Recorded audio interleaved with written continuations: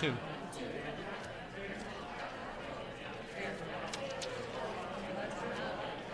I think we've got about 30, we got 40 for item 2, and we have 8, I think, for item 1. This is 40. Yeah. Laura, you set? Laura? You okay? Are you good to go? I think so, yes. You got it.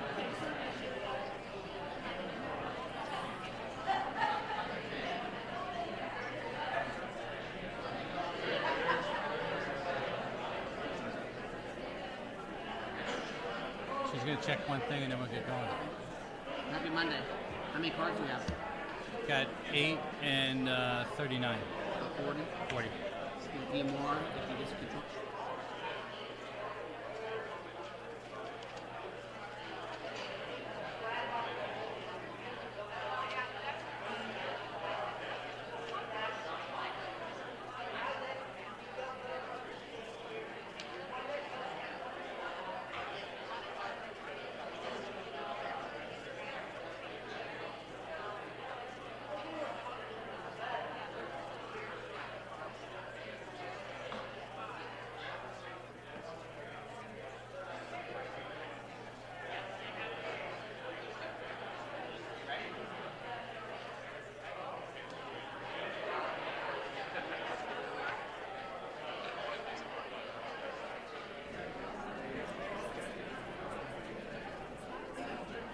Okay.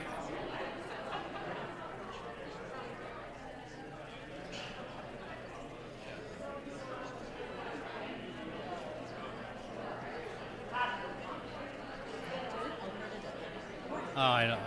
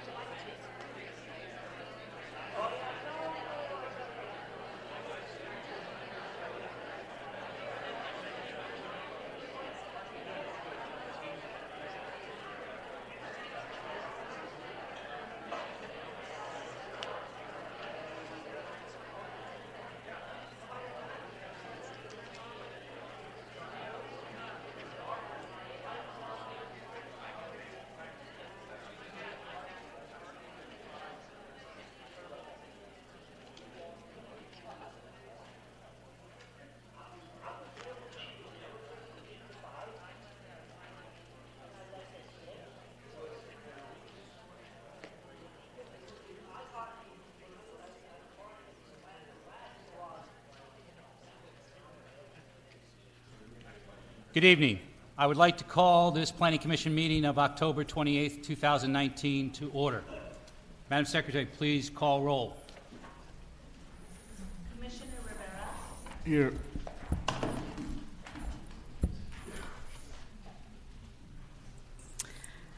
Commissioner McLaughlin, Here.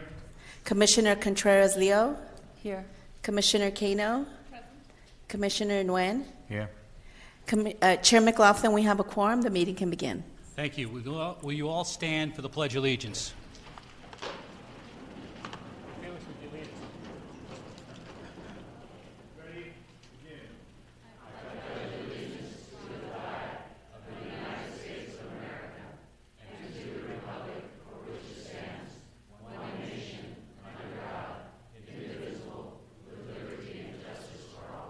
Thank you, Felix.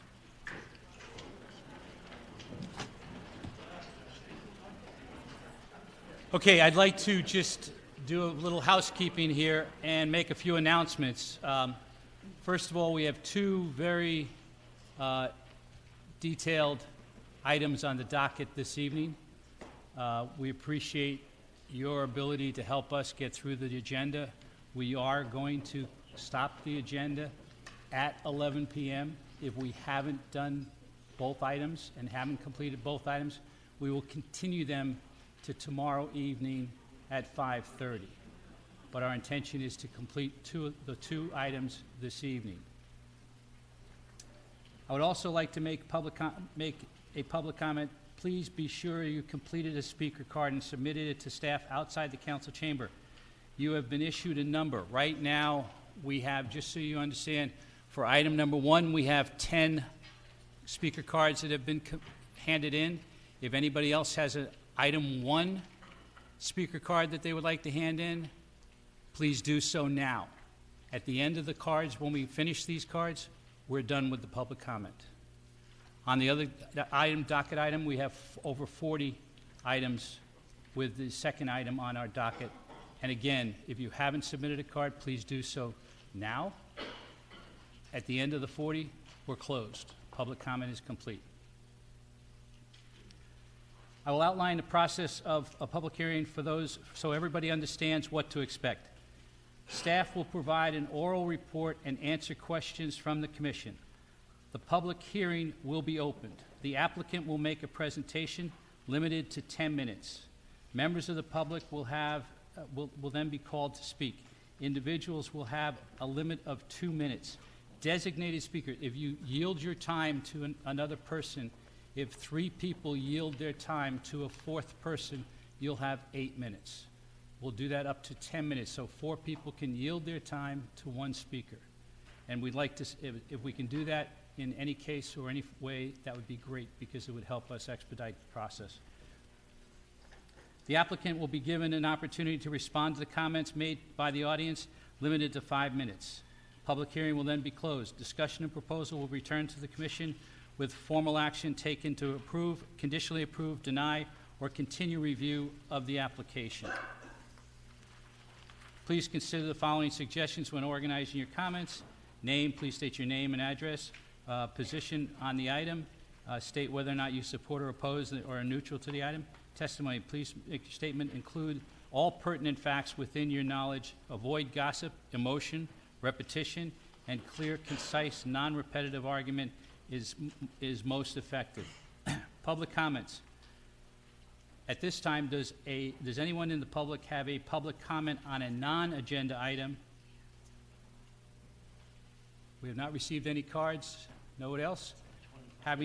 With no comments on the public comments for non-agenda items, we will close the public comments. We'll move to the consent calendar. This is the time for the commission to consider the items under the consent calendar. Item A, I would like to have a motion to approve the minutes from the last Planning Commission meeting. So moved. Second, Ken Nguyen. Any discussions? All those in favor? Aye. 5-0. Everybody's here, so we don't have any absences.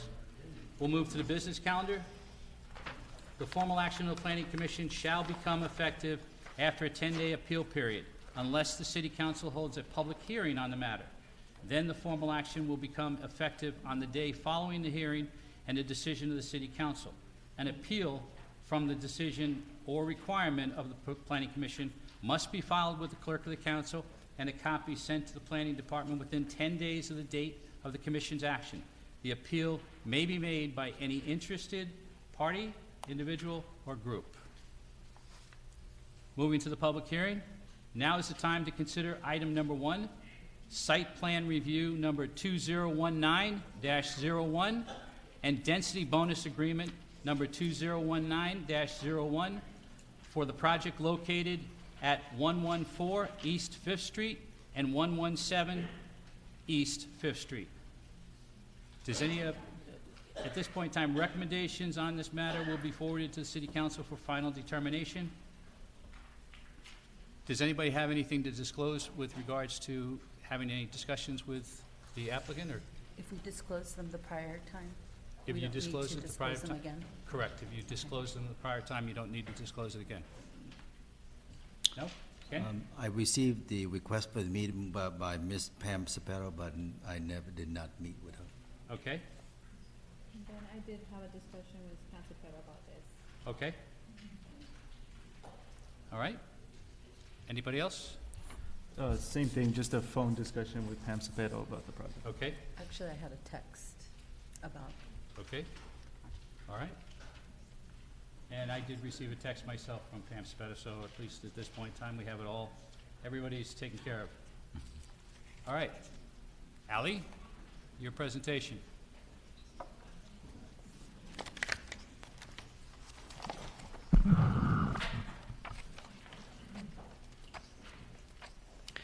Thank you, Chairman McLaughlin. Good evening, members of the Planning Commission. Up for discussion again tonight is the First American Title Company mixed-use development at 114 and 117 East 5th Street. This is site plan review number 2019-1 and density bonus agreement number 2019-1. The site is located in the Transit Zoning Code. This is the special downtown mixed-use zoning area. It has a general plan land use designation of District Center, which is one of the city's most intense development areas. The sites are surrounded by commercial and surface parking lots, as well as other commercial uses and parking in all directions.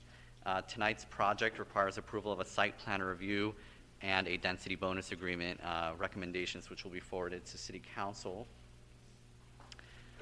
The project proposes construction of up to 220 residential units on 2 development sites, 196 on the larger parcel and 24 on the smaller parcel. Of these 220 units, 11 are proposed to be affordable to very low-income households, and the remainder would be market-rate rental units. The project is mixed-use and also contains approximately 12,000 square feet of commercial space and on-site amenities such as plaza, roof deck, courtyards, dog run, landscaping, and other similar features in these multifamily communities. Finally, there's proposed to be 332 parking spaces, which amounts to about 1.5 spaces per residential unit. So since the project was last heard on October 14th at a work study session here, the applicant and the developer met again on October 21st with city staff, the developer and local preservation groups in the city met to resolve some of the outstanding items that were covered at the October 14th study session and the September 23rd Planning Commission hearing on the project, namely the topic of preserving portions of the building on site. So that meeting took place on Monday the 21st and resulted in the developer returning with an alternative to preserve about 100 feet of the existing building's facades, if feasible, on site. So there would be a portion of the Main Street facade and the 5th Street facade preserved and incorporated into the project as a what some call a facadectomy, or basically facade preservation alternative. What this would require is a careful peeling back of any additions that have taken place to the building, any facade remodels that occurred in the 60s and 70s, to determine whether beneath those facade additions, the building at the core is A, still architecturally basically eligible or for preservation on site, and then secondly, whether it's in a structural and physical condition that's sound enough and therefore financially feasible enough to incorporate into the project. So some of the revisions since the last time the resolutions and staff report were presented include conditions of approval meant to outline that process and engage the city and local historic preservation groups. So the result of that, just to kind of go over the original proposal, this is the original design. This is the design that would move forward if the underlying building is determined to be infeasible to be incorporated into the building. So this is the 7-story Site A building, and what you're looking at on the left is the corner of Main and 5th Streets, where the leasing lobby would be on the ground floor. If the building can be incorporated, then this is how it would look. So you would see the 1930s era building as it's been peeled back and revealed. If it's feasible to incorporate it on site, it would basically occupy the first several levels of the building and would become the new facade to the leasing lobby of the project. This is another view of the same corner. So toward the left is 5th Street, toward the right is Main Street. And this is what the alternative would look like incorporating that facade. So along 5th Street, you have about 46 linear feet of facade, or up to, and then along Main Street up to 50 feet, again, if it's determined through studies and expert opinions that the building is feasible to be preserved on site, or at least its facade. So as stated before, about 100 feet could be preserved on site in this alternative. What it would result in physically to the project is the loss of 2 units. So the project would go from having 220 units to 218 units. That doesn't affect the ratios of the 11 affordable units on site as you do the math with 5%. It does create a new entry and design for the leasing office and lobby. It also requires a significant amount of work from an engineering perspective and a preservation perspective to determine how feasible it is to basically seismically and from a building safety standpoint incorporate this facade. Building codes have changed, as you can imagine, significantly between the 1930s and 2019 and are still undergoing updates as we speak. So it would be a significant undertaking. In addition, as stated before, the project has been conditioned to require the preservation alternative if it is determined to be feasible. So if the studies come back and say, yes, it's feasible financially, structurally, seismically, and all that, then the conditions say, then that becomes the project.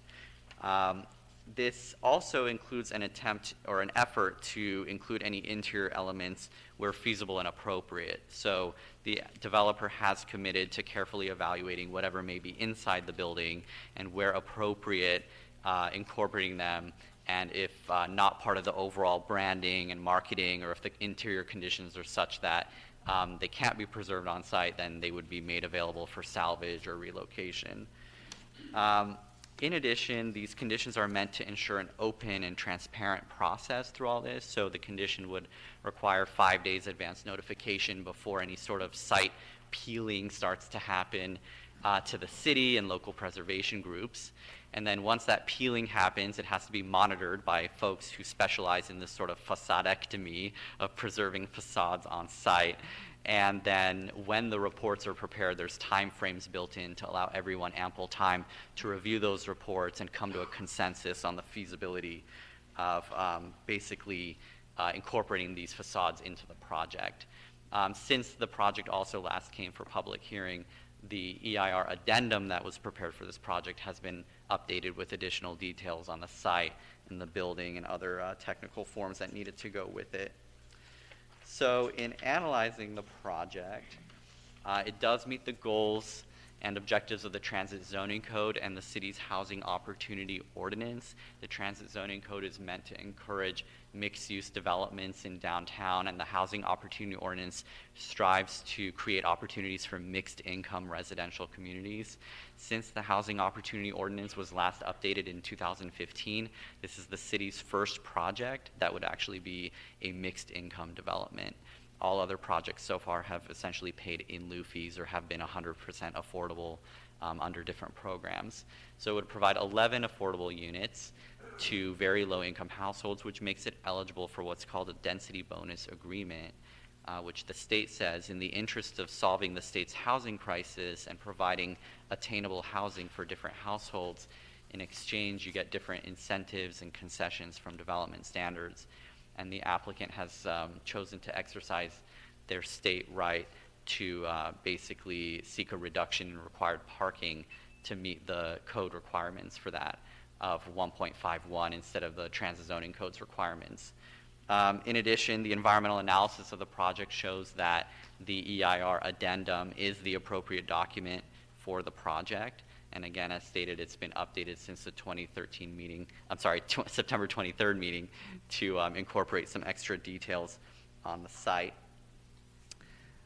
So with that discussion, staff recommends that the Planning Commission tonight, with the analysis considered, recommend that the City Council approve and adopt the 2019 addendum to the 2010 EIR that's been prepared for this project and re-adopt the mitigation monitoring reporting program and adopt a resolution approving site plan review number 2019-1 as conditioned and recommend approval of the density bonus agreement. And with that information, I'd be happy to answer any questions. Thank you, Ali. Does the commission have any questions of staff?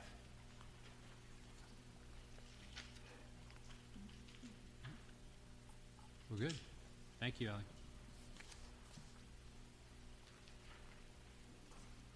Madam Secretary, have we received any written communication on this item at this time? Yes, all communication has been distributed and posted to the website. It's available for all to see on the website. Thank you. We will now open the public hearing. Does the applicant like to speak? Would the applicant like to speak at this time?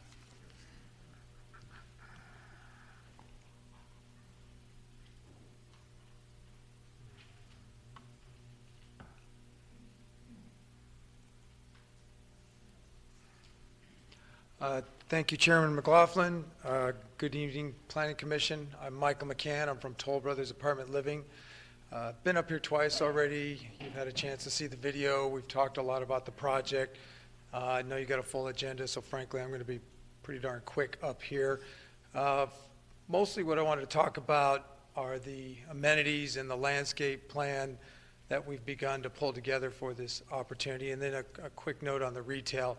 Particularly as Chairperson Contreras-Leo, I think had some questions about it and didn't have the benefit of being here at the workshop to hear some of it. So again, this will go fast. We have our project architect and our landscape architect. We also have a land use attorney here. If there's questions, they're going to do a heck of a lot better job than I am of answering them.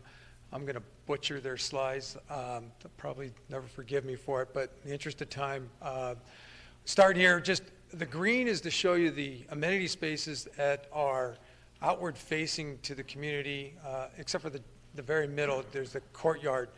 There has been some questions as to just how much engagement there could be with this community and the external to our project, but the downtown area. We love the downtown area. We think it's special, and we've gone out of our way to ensure that we didn't turn our back on the downtown area.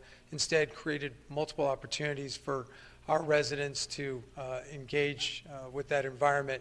So you see multiple areas where there are decks. Some of these are private, but they create opportunities for people to look out and see what's happening. You have a sky deck on the 7th level here, which I'll speak to a little bit more in a moment. And then the public plaza here has always been a central part of this project to ensure we create an inclusive, active environment for both our residents, but just as importantly for the downtown community as well. This is just another shot of it in a rendering, which in particular lets you kind of see the 7th level deck up there, and then the public plaza. These are mood boards that our landscape architect put together. Again, he's quite eloquent in speaking to it. I'm kind of just showing them to you with some of the thoughts that we have, what's driving this design going forward, and our goals for the project, which again are to create very, very vibrant places for the public to gather. Tough to see, but it is a next generation iteration of the landscape plan. What it really shows is that we are increasing the pool area. You've got a wading pool here now, a bigger swimming pool, and a bigger spa that has been brought together to create a much more dynamic pool courtyard where people can sun and enjoy themselves. There's indoor-outdoor spaces up here where the club room meets the courtyard. And the point is to allow people to enjoy the great weather, but also have these events that can be enjoyed inside, but brought exterior. And that space extends out to Main Street, again, to kind of pull the community into our community and almost create a synergetic relationship between them. Again, a mood board related to our courtyard. No specific image that speaks to exactly what we're going to bring, but these are the images that drive where we will be going next and hopefully give you a flavor of the sort of special places that we're trying to create. 7th floor sky deck. There's 3 distinct areas up here, and yet they're all connected and all contiguous. So you can have people enjoying the gaming area off to the left, the dining area that will connect to an indoor club room as well. And then on the right is a little bit more of a lounge. We're paying special mind to ensuring that we keep views going out so people can see from that deck, but just as importantly, try to create opportunities for people down below to see and see that there's something special there. It's always very pleasing to the eye to catch a tree up there, to the extent that we can get a large one up there, and other lights. Again, once again, becoming part of the community. Mood board for this sky deck, showing how we're going to try to create opportunities for eating, lounging, and just enjoying the California weather. There's been some question about the second parcel, the smaller parcel, and concerns that perhaps the people that would be living there would feel left out or not otherwise have amenities for them. Quite the contrary, those people are getting to enjoy everything that the larger community has that I've shown you, but will also have their own amenity space, amenity area. That this is an early stage sketch that shows kind of what this space can provide. You've got an entrance lobby up front here that will greet visitors as they show up, a mail and package area off to the left, and then to the right you have a media lounge that people can enjoy games on the weekends and Academy Awards, and some seating out here on the glass that, again, will allow both people walking by to see that there's something interesting going on in there, but the residents to look out and enjoy the community. And again, a mood board to kind of give you a sense of how we're envisioning this eventually getting built out. I'm going to fly through these retail slides. They don't show well, but really the point is there's been a lot of concern about what we're going to do with our retail. We've been thinking about it a lot for at least a year now. We have a retail specialist at a national level that has been out here 2 or 3 times already touring the area. It was just out here last week. Very excited about what we might be able to bring to the community to become a part of it. And just we've got special consultants that have already advised us as to what we might be able to bring to the table here. A lot of spaces for the public to come in and enjoy, try to maximize the retail foot traffic that's out on the street, the foot traffic that our project would be creating as well, and create the maximum experience for the community. Thinking about restaurant spaces, again, some kind of images to show you where our heads are at right now, where we think we might be able to do with these spaces, and also a cafe. So right now the front runners are some form of restaurant, some form of cafe, but also some other community serving uses. Last thing to say, I think it's the last thing, there has been a request by leadership at the city to try to create a mezzanine space in the retail area at the corner of 4th and Main. We've heard you. We've tried to address that. Our intent is to heavily encourage that sort of use. We have to leave the flexibility for the right restaurant, the right retail customer to come in, have a special design for the project that doesn't include this space. So we're going to construct it in a way that through the TI, the tenant improvement process, the mezzanine level can be created quite easily. You can see an architect's rendering of it there. Bring the deck out to once again engage with the street. So just kind of giving you a vision of where we think this may go, where we're going to try to take it. You've seen the historical facades that Ali showed you, so I think I can skip this part. I'll be standing by for any questions that you may have, as will our team. I don't know if this is the time where I make myself available or stand by for now. No, just thank you, Michael, first of all. Thank you. Does the commission have a question? Yes, Cynthia Contreras-Leo. Because I wasn't here, the second building, will they have access to the pool across the street? All of it, yes. Will they have access? It's interesting, there, for every person you can find that feels that those poor 24 units that are out there kind of not a part of our larger community, I at one point thought perhaps we should have discounts on those rents. I've had even more people say, heck no, that's a premium. You get all the benefits of the big project, and yet you've got your own kind of quieter community over there. So it's a kind of a different strokes for different folks. But to answer your question directly, absolutely they'll have access to everything that the larger building does. Thank you. Anybody else have any questions of Michael? No? I've got just a couple quick ones. You said You made the comment about private decks. I'm assuming that's private to the residents and not to the public. Is that what you were referring to? Yes, exactly. Frankly, anything within the building is private to the residents themselves. Some of the spaces are common to all the residents. Some of them are specific to a unit. We get compared sometimes, or people will reflect on, yeah, but I remember going upstairs at whatever hotel in downtown LA, and I was able to go out there, just walk off the street.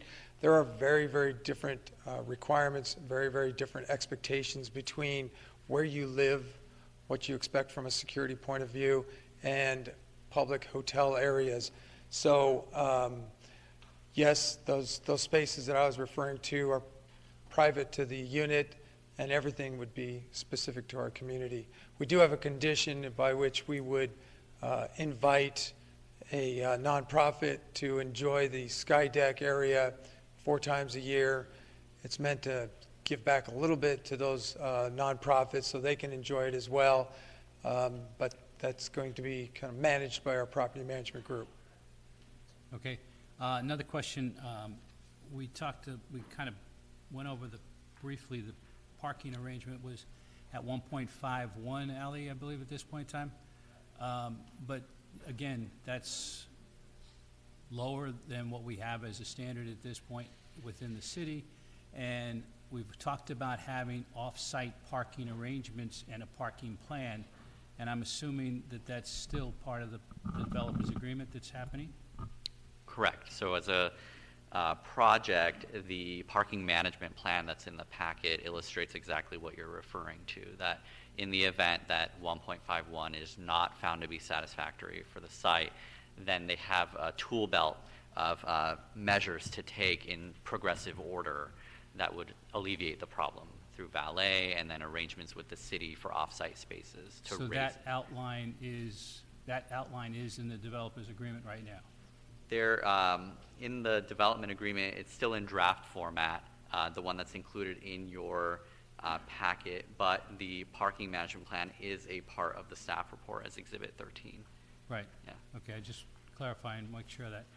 And then the last question I had was a question that staff had, and it had to do with the 11 affordable housing units. And there was a question of proposed all being studios or one-bedrooms versus what needs to be done from a, shall we say, a rules point of view, has to be based on the makeup of the complex itself, 1-bedroom, 2-bedroom, 3-bedroom. So that's a resolved issue at this point in time? I believe so. Yeah, we had hoped to have more studios in 1s and 2s to help, frankly, the economics of the project, as there have been some stresses on the project, as I think you're aware of. It has been resolved to the position that the city favored, which was a mix that mirrors the overall mix of the project. Right. So that Good. is what is now in the density bonus agreement. So that's in agreement? Yes. Not an issue? No, the proportionality is set in the draft development Okay. density bonus agreement. All right. Does anybody else have questions for Michael? I have a question. In regards to the Historic Commission request about doing the discovery and everything, when would that take place? So that is all part of the, I don't want to use the word demolition process, but it's part of the dismantling process, if you want to call it that. Now, as to the timing, if the project were to get entitled, then I'll let the developer talk about his proposal for timing. Yeah, in our enthusiasm for this project, frankly, we've gone well past with our planning that the typical developer would, and therefore we've already engaged quite a few of our final design consultants and have been moving plans forward with the hopes of submitting for our building permit the initial submittal before the end of the year, with the goal of having the project going vertical in the middle of next year. Long before that, fortunately, the city does have a process for obtaining a demolition permit that would allow us to do it well in advance of the middle of the year. Therefore, our goal is at least by March to have that permit in hand. What that'll allow us to do is to have the time to very carefully dismantle, take off the facade, whatever the best gentle, loving terminology is. And I don't really even mean that facetiously. We're gonna, we got to do it right. We have every intention to do it very carefully. We're committed to it. So we will pull that facade off, have a historical preservation architect that's properly, there's a better word than licensed, but has all the right credentials. Thank you. And those, that'll be, it's not us just hand selecting, somebody random, but it's a person that everybody agrees has the wherewithal to understand what we're exposing when we get there, to the extent that has the structural integrity. And it's not going to stand on its own, so we have plans for how we're going to long-term make it seismically safe. But to the extent the thing doesn't just crumble under our hands, then we'll have enough time to continue our careful dismantling and make it structurally sound as we move forward, with the goal of going vertical about July of next year. And then for the architect, for the historical architect, how would the selection take place? Would the city be involved, or is that with First American and the applicant? Ultimately, we mean for it to be, as stated earlier, an open and transparent process, so one that would be mutually agreeable to the city developer and the Historic Preservation Society. Thank you. Angie, anything else? Okay.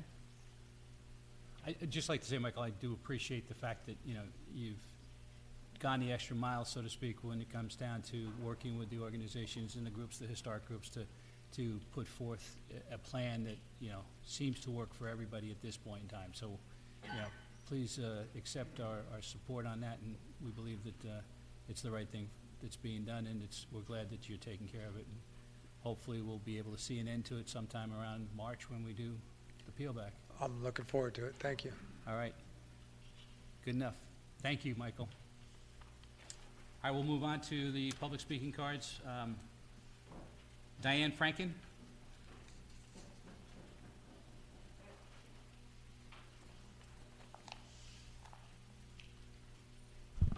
Good evening, Chairman and Planning Commissioners. I'm Diane Fradkin. I live in the city of Santa Ana, and I wanted to voice my support of this project because it's the right project in the right location. And just as Ali mentioned in the project description, it is surrounded by like uses, commercial uses. I would like to urge the applicant to do the best they can to preserve the original facade once they are able to dismantle the exterior and take whatever measures they can to incorporate that into the design. I know they've already gone a long way in the architecture, but maybe there's a few little tweaks they could make.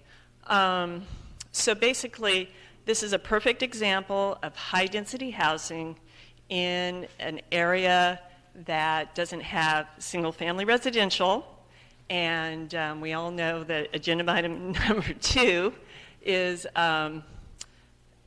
subject to a high-density building adjacent to single-family residential, and that really is a planning no-no. Thank you. Thank you, Diane. Hey, Laura, the timer. Okay, Larry Gonzalez.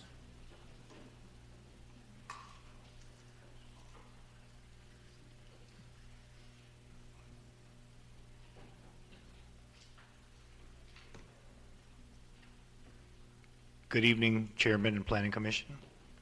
I'm here as a resident of Santa Ana, live down the street right here on Stanford, and I'm here neither to support nor in opposition to the project. I'm simply here to advocate for the Planning Commission to ensure they have the proper safeguards in place to preserve the historical building as much as humanly possible. We've heard from Toll Brothers and the representatives that there's a lot of ifs involved. I don't think it's that difficult to actually keep the First American facade in place. I think it's something that they can do. They're probably qualified to do it, and I would just advocate that we do our best to ensure we keep the integrity of Santa Ana's history intact. First American's a big company, Fortune 500, and I think that would be a crown jewel that they would do away with should the demolition of it take place and it does not end up in the final design portion of the project after completion. Thank you. Thank you, Larry. John Fratkin.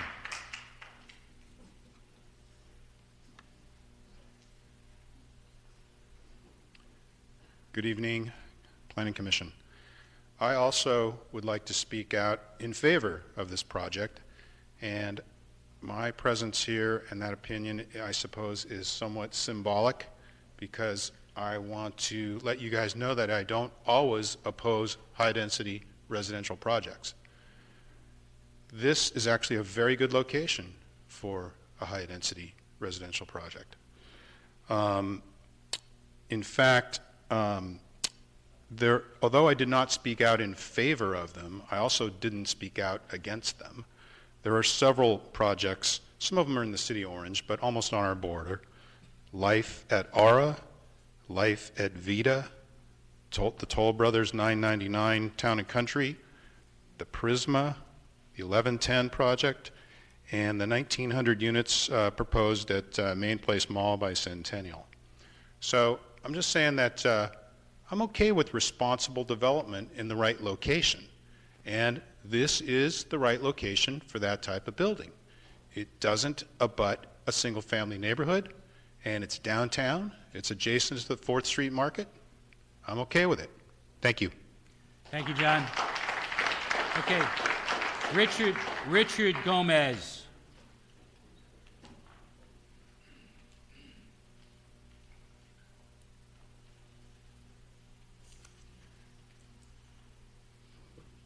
Good evening, Chair and representatives.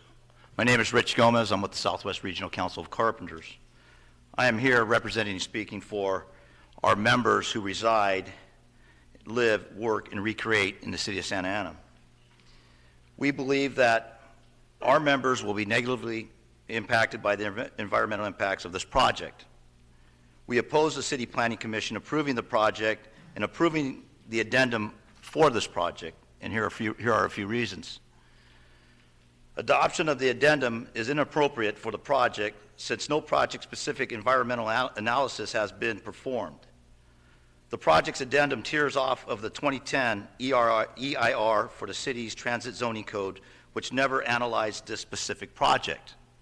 2, CEQA only allows addendums to review minor technical changes or additions to a project where an EIR or initial study has already been adopted.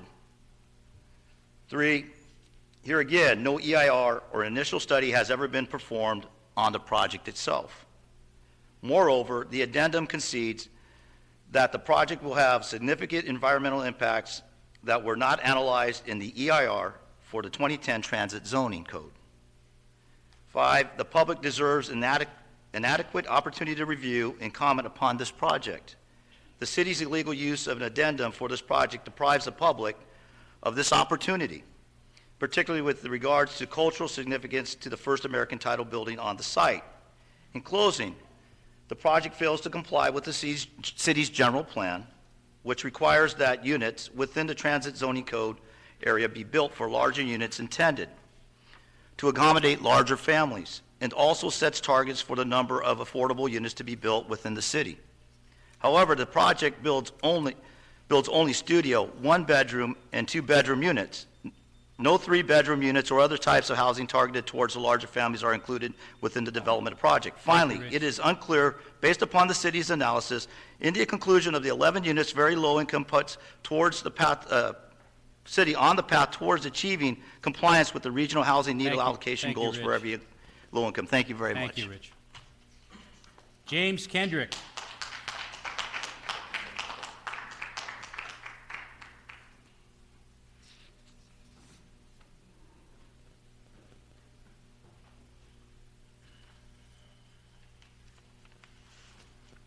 Good Good evening, Planning Commission. Jim Kendrick, 45-year resident of Santa Ana, also 10-year business owner of downtown Santa Ana, now closed because of a lack of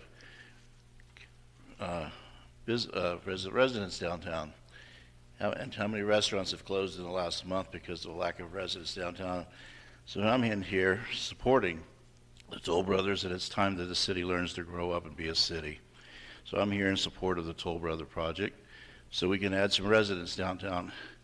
And I'm hoping the Planning Commission will start realizing it's time to be a city.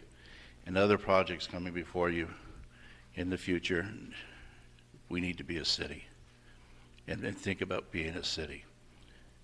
This is a great project downtown, and think about the impact it will have on our city. American Title left that block 10 years ago, took 800 jobs out of downtown. This project will bring people back downtown and help support the restaurants that are starving to death for business downtown, so please support this project. Thank you, James. Mike Tardif.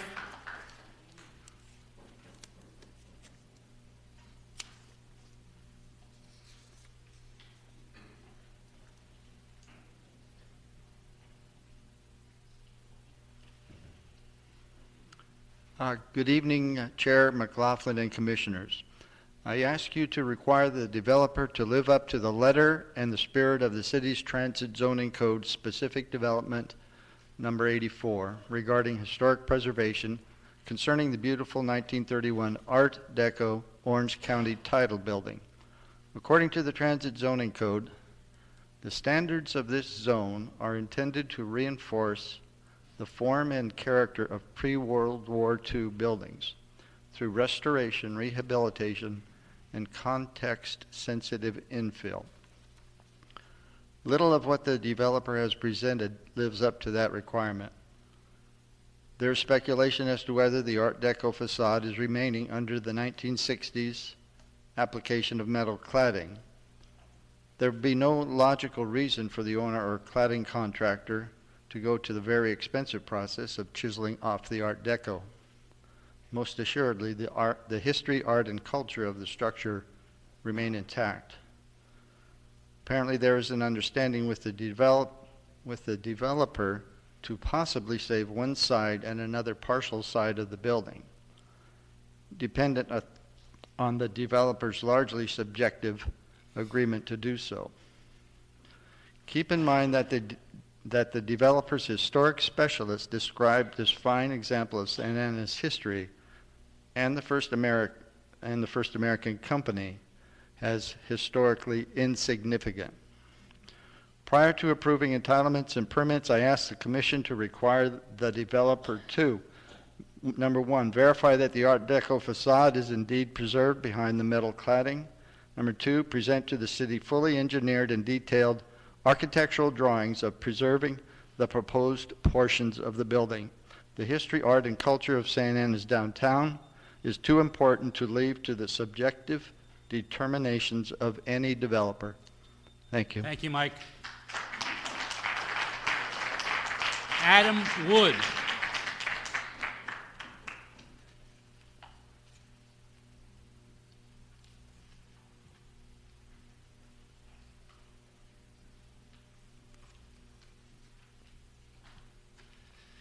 Evening, Commission staff. Adam Wood with the Building Industry Association. I know there's been a lot of homework done on this project, so there's not a whole lot to add, but it's an exciting one. With 220 units coming into the transit zone, it's really a critical piece in the full actualization of downtown. It's one I'm personally excited to see move forward, and hope you'll join me in supporting it. Thank you. Thank you, Adam. Jeff Musial.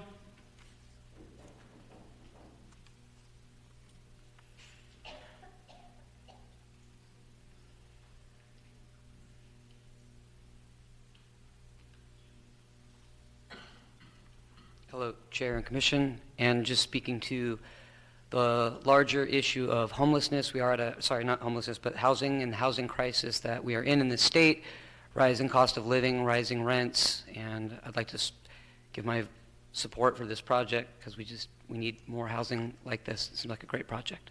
Thank you. Thank you, Jeff. I'm not sure how to pronounce the last name. I can't read it too well, but Dimitri? Is there a Dimitri? Sorry.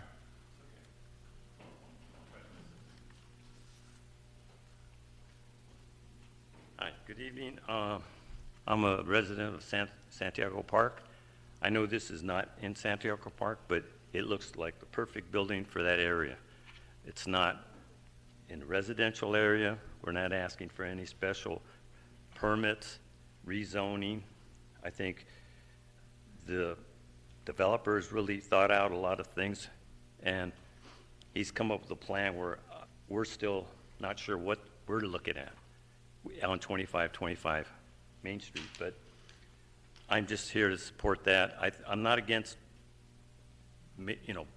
development, big apartments, but in an area they belong. That's all. Thank you, Dimitri. Tim Rush.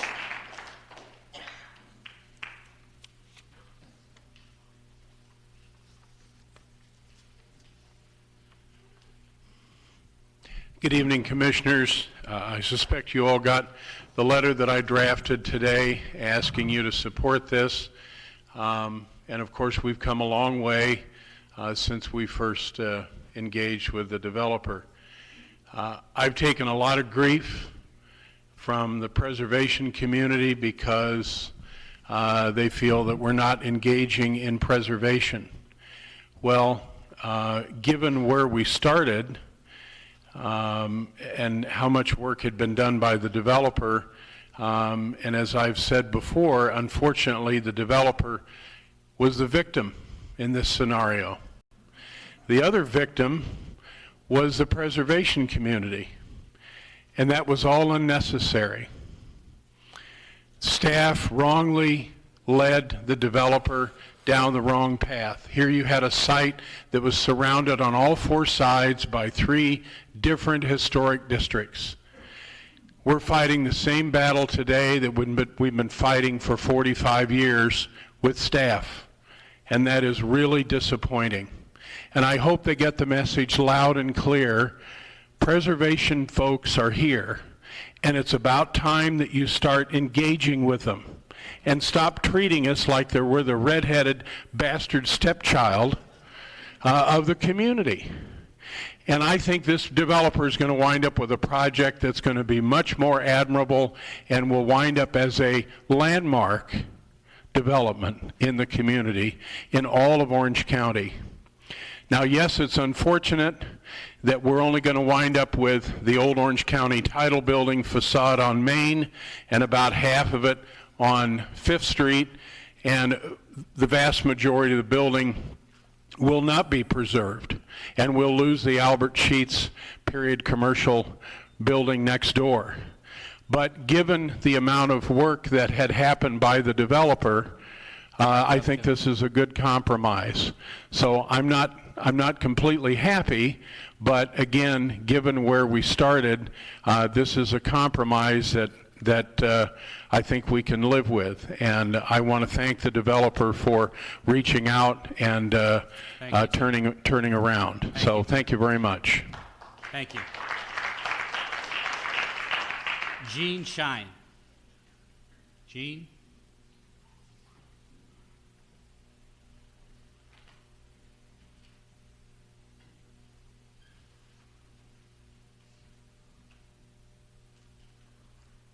Hi, good evening. My name is Jean Shin. I'm a former resident of Santa Ana. I lived in the live-work lofts on Poinsettia. And recently I got engaged, and we had to debate on leaving Santa Ana because there were no projects like this to move to. We moved to Old Town Pasadena because we wanted to have a rental space where we can go out and go to shops and go to a cafe if we needed to without having to drive a lot or, go pay for whatever it is just to be able to walk out our door. And if we had this, we might have stayed. And I feel like that's a lot of stories for people similar to my age, maybe other like young couples, burgeoning people. So if you want more people, like young professionals, to come and revitalize the downtown area, I would highly suggest just being in support of projects like this. Thank you, Jean. Okay. We have concluded the speaker cards at this point in time. Would the developer like to make any final comments at this time? No, thank you. Okay. Hearing no more further comments, the public hearing is closed. Bring it back to the commission.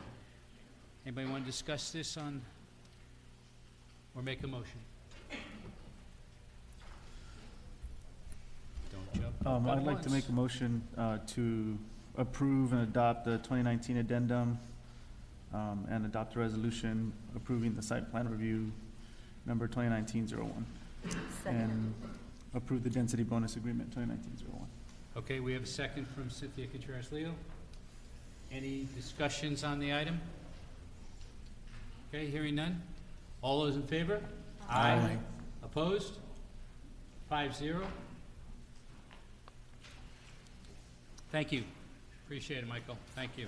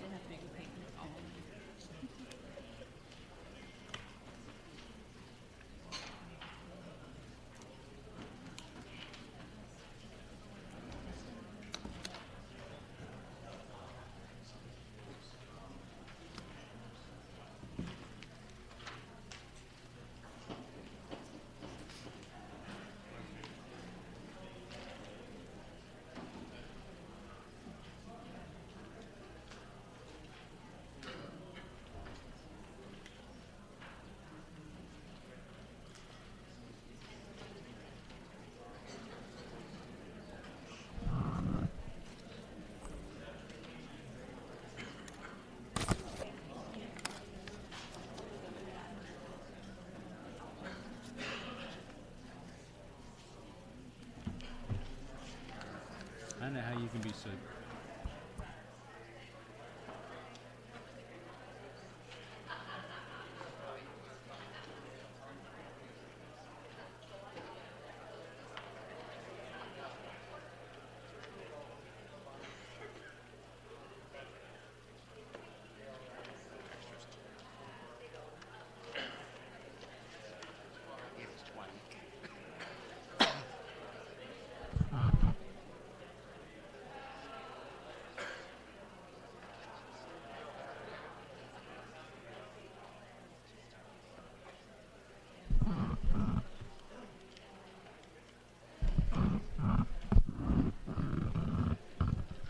You gonna click for me?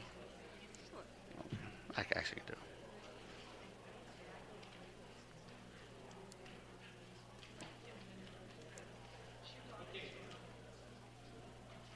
Okay, I'd like to get started. Let me just, before we start with item number 2, I want to make a couple of announcements.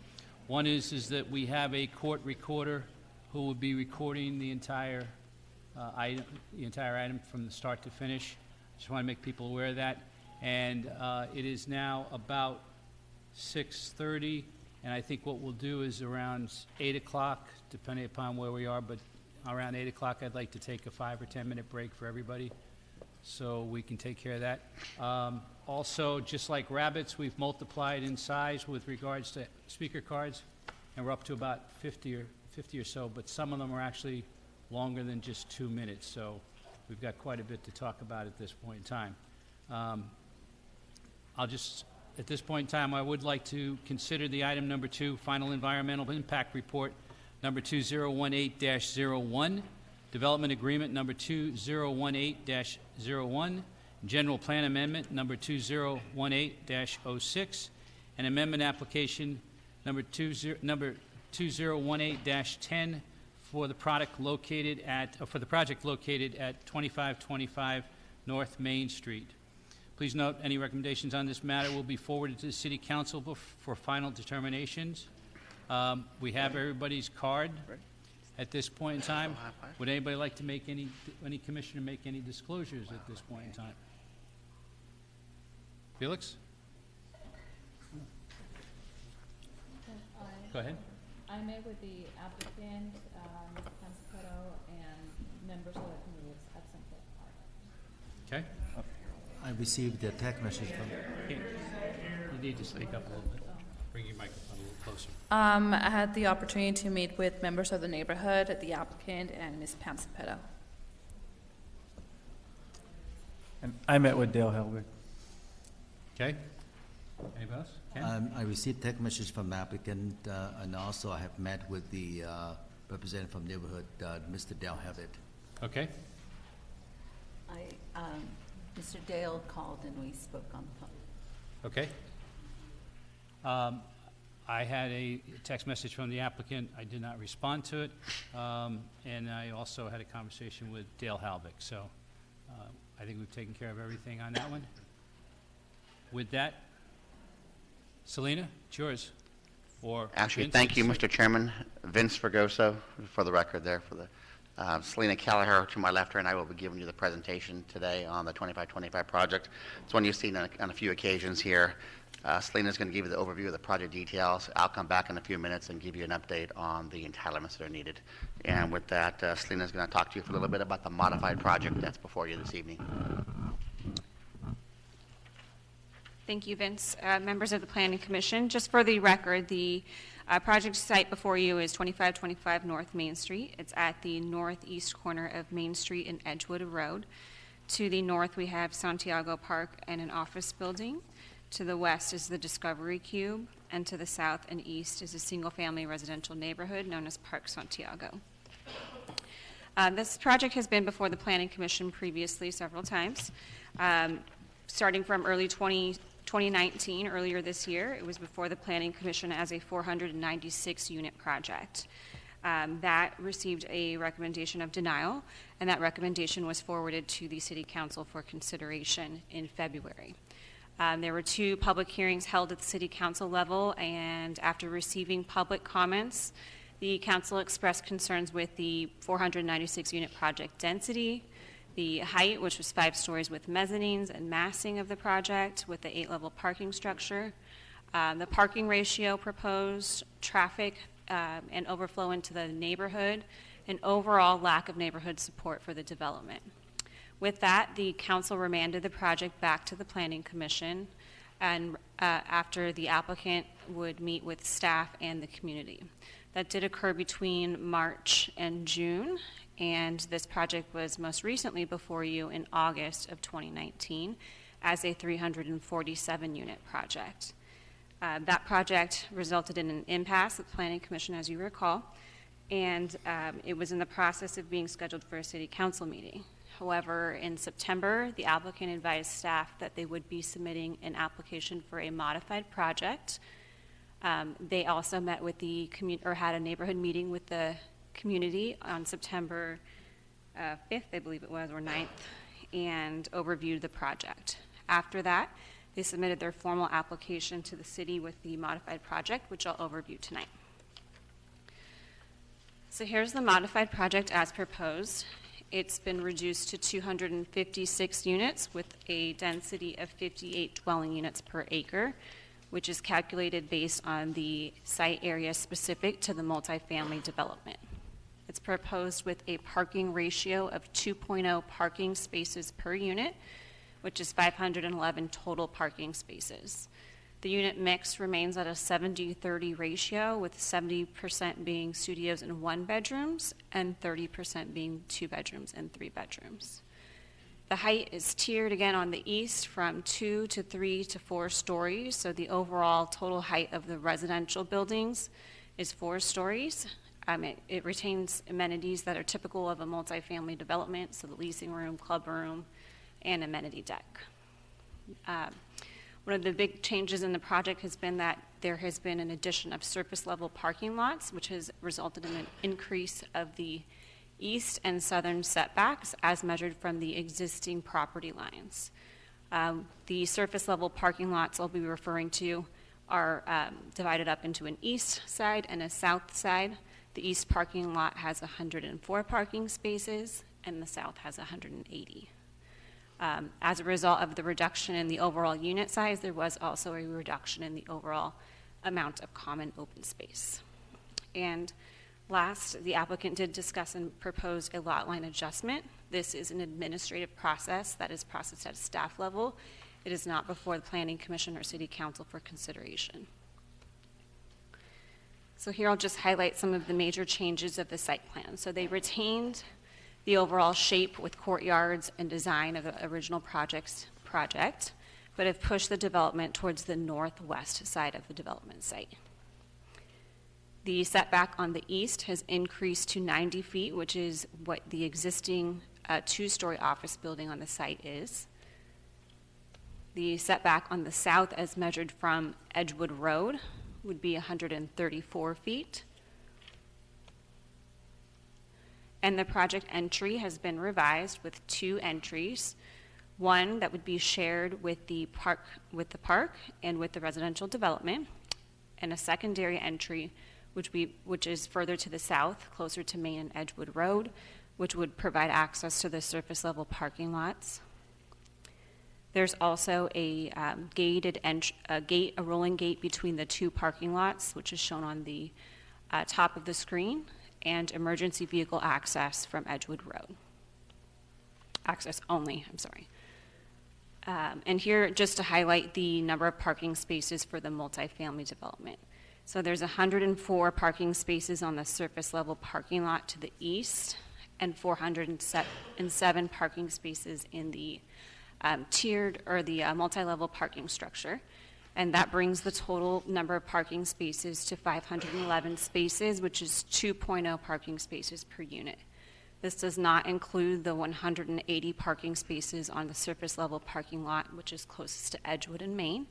This is proposed for potential ownership of Discovery Cube with shared parking agreement between them. And here's just a cross section showing the different heights of the development site in comparison to the nearby uses. So on the top, we have a cross section from west to east. So on one side of the screen, you'll see the tiering from 2 to 3 to 4 stories and the amenity deck. The setback on the east has been increased again to 90 feet. It will include surface level parking, a fire lane, trees will be retained on the east property line that are existing, the mature trees, and the windows, on the 2-story portion will be opaque. On the bottom portion of the screen, you'll see the cross section, which is from north to south, which shows now the increase in the setback from Edgewood Road, as measured from Edgewood, which is 134 feet, and the residential buildings being 4 stories with the 5-level parking structure, amenity deck, and elevators on top. And here's just a comparison of the renderings of the previous project, the 347-unit project, compared to the 256 units project, which is before you tonight. So the project before you tonight is shown on the bottom, where you can see the building has been set back from Edgewood Road, as seen from Main Street. And then here is the renderings from Edgewood, where the top was the previous project and the lower rendering is the modified project, which tiers from 2 to 3 to 4 stories and is also set back then from Edgewood. The proposed project includes a modified project entry on Main Street. So we have existing traffic in both directions, and here you can see what the proposed modifications would be.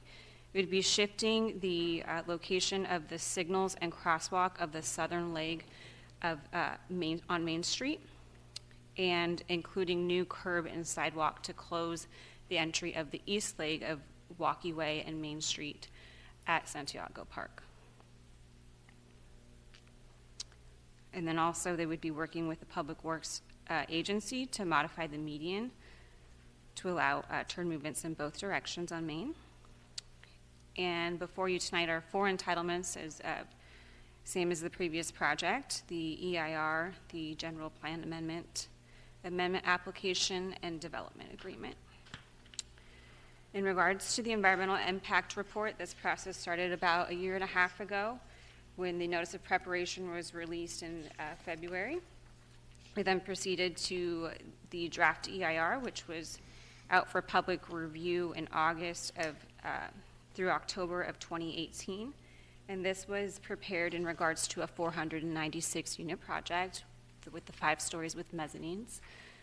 The final EIR was released about a year ago in November of 2018, and that was up for consideration with the 496 unit project. Most recently, the clarifications to the final EIR project has been prepared in October of this year for the modified project. This document studies and analyzes the modified project of 256 units compared to the 496 unit project, which is a 48% reduction in the number of units. It also analyzed the reduction of height, redesigned site entry, and addition of surface level parking lots and increase in setbacks. As previously concluded, the aesthetics remain as a significant and unavoidable impact after mitigation. And a few other environmental topics that have come up in public comments, just to reiterate, are in regards to population and traffic. So I'll just go over some of those numbers. So the projected population is estimated to be 502 residents for the 256 unit project, which is a reduction of 453 residents from the original project. In regards to traffic, the number of daily trips is projected to be 1,512 trips for the 256 unit project, which is a reduction of 1,186 trips. So overall, reduced project, reduced trips, and reduced population. Based on the clarifications to the final EIR document, the modified project did not have or create any new significant impacts and did not require that the modified project be recirculated, that an EIR be recirculated for the modified project. And with that, I'll turn it over to Vince. Thank you, Selena. I'll take a few moments here to go over the 3 other entitlements that are needed for this project. And again, they're pretty much the same ones you saw the past few times it's been before you. There's some changes here to the DA and to the zone change, the AA, which I'll get to in a moment. First of all, general plan amendment, just to refresh your memories, the general plan is our long-range vision for the city. For this particular project, the general plan designation is P Professional Office. So in order to allow a residential project, a general plan amendment is required. Our proposal is to change it to district center. A district center is our most intense designation. It allows up to 90 dwelling units per acre. This one before you is only at 58, so this is the appropriate designation. There isn't one that would fit between like 30 to 60 DUs per acre, so this district center designation is appropriate designation for this project. So the first action that you need a recommendation on would be the general plan amendment. The second action that we needed goes hand in hand. Zoning and general plan go together. You have the general plan designation recommendation to change it to district center. Now we need an amendment application, or also known as a zone change for here, is to create a new zoning designation for this property. And our proposal here is as SD, specific development number 93, which just means it's our 93rd one we have in the city.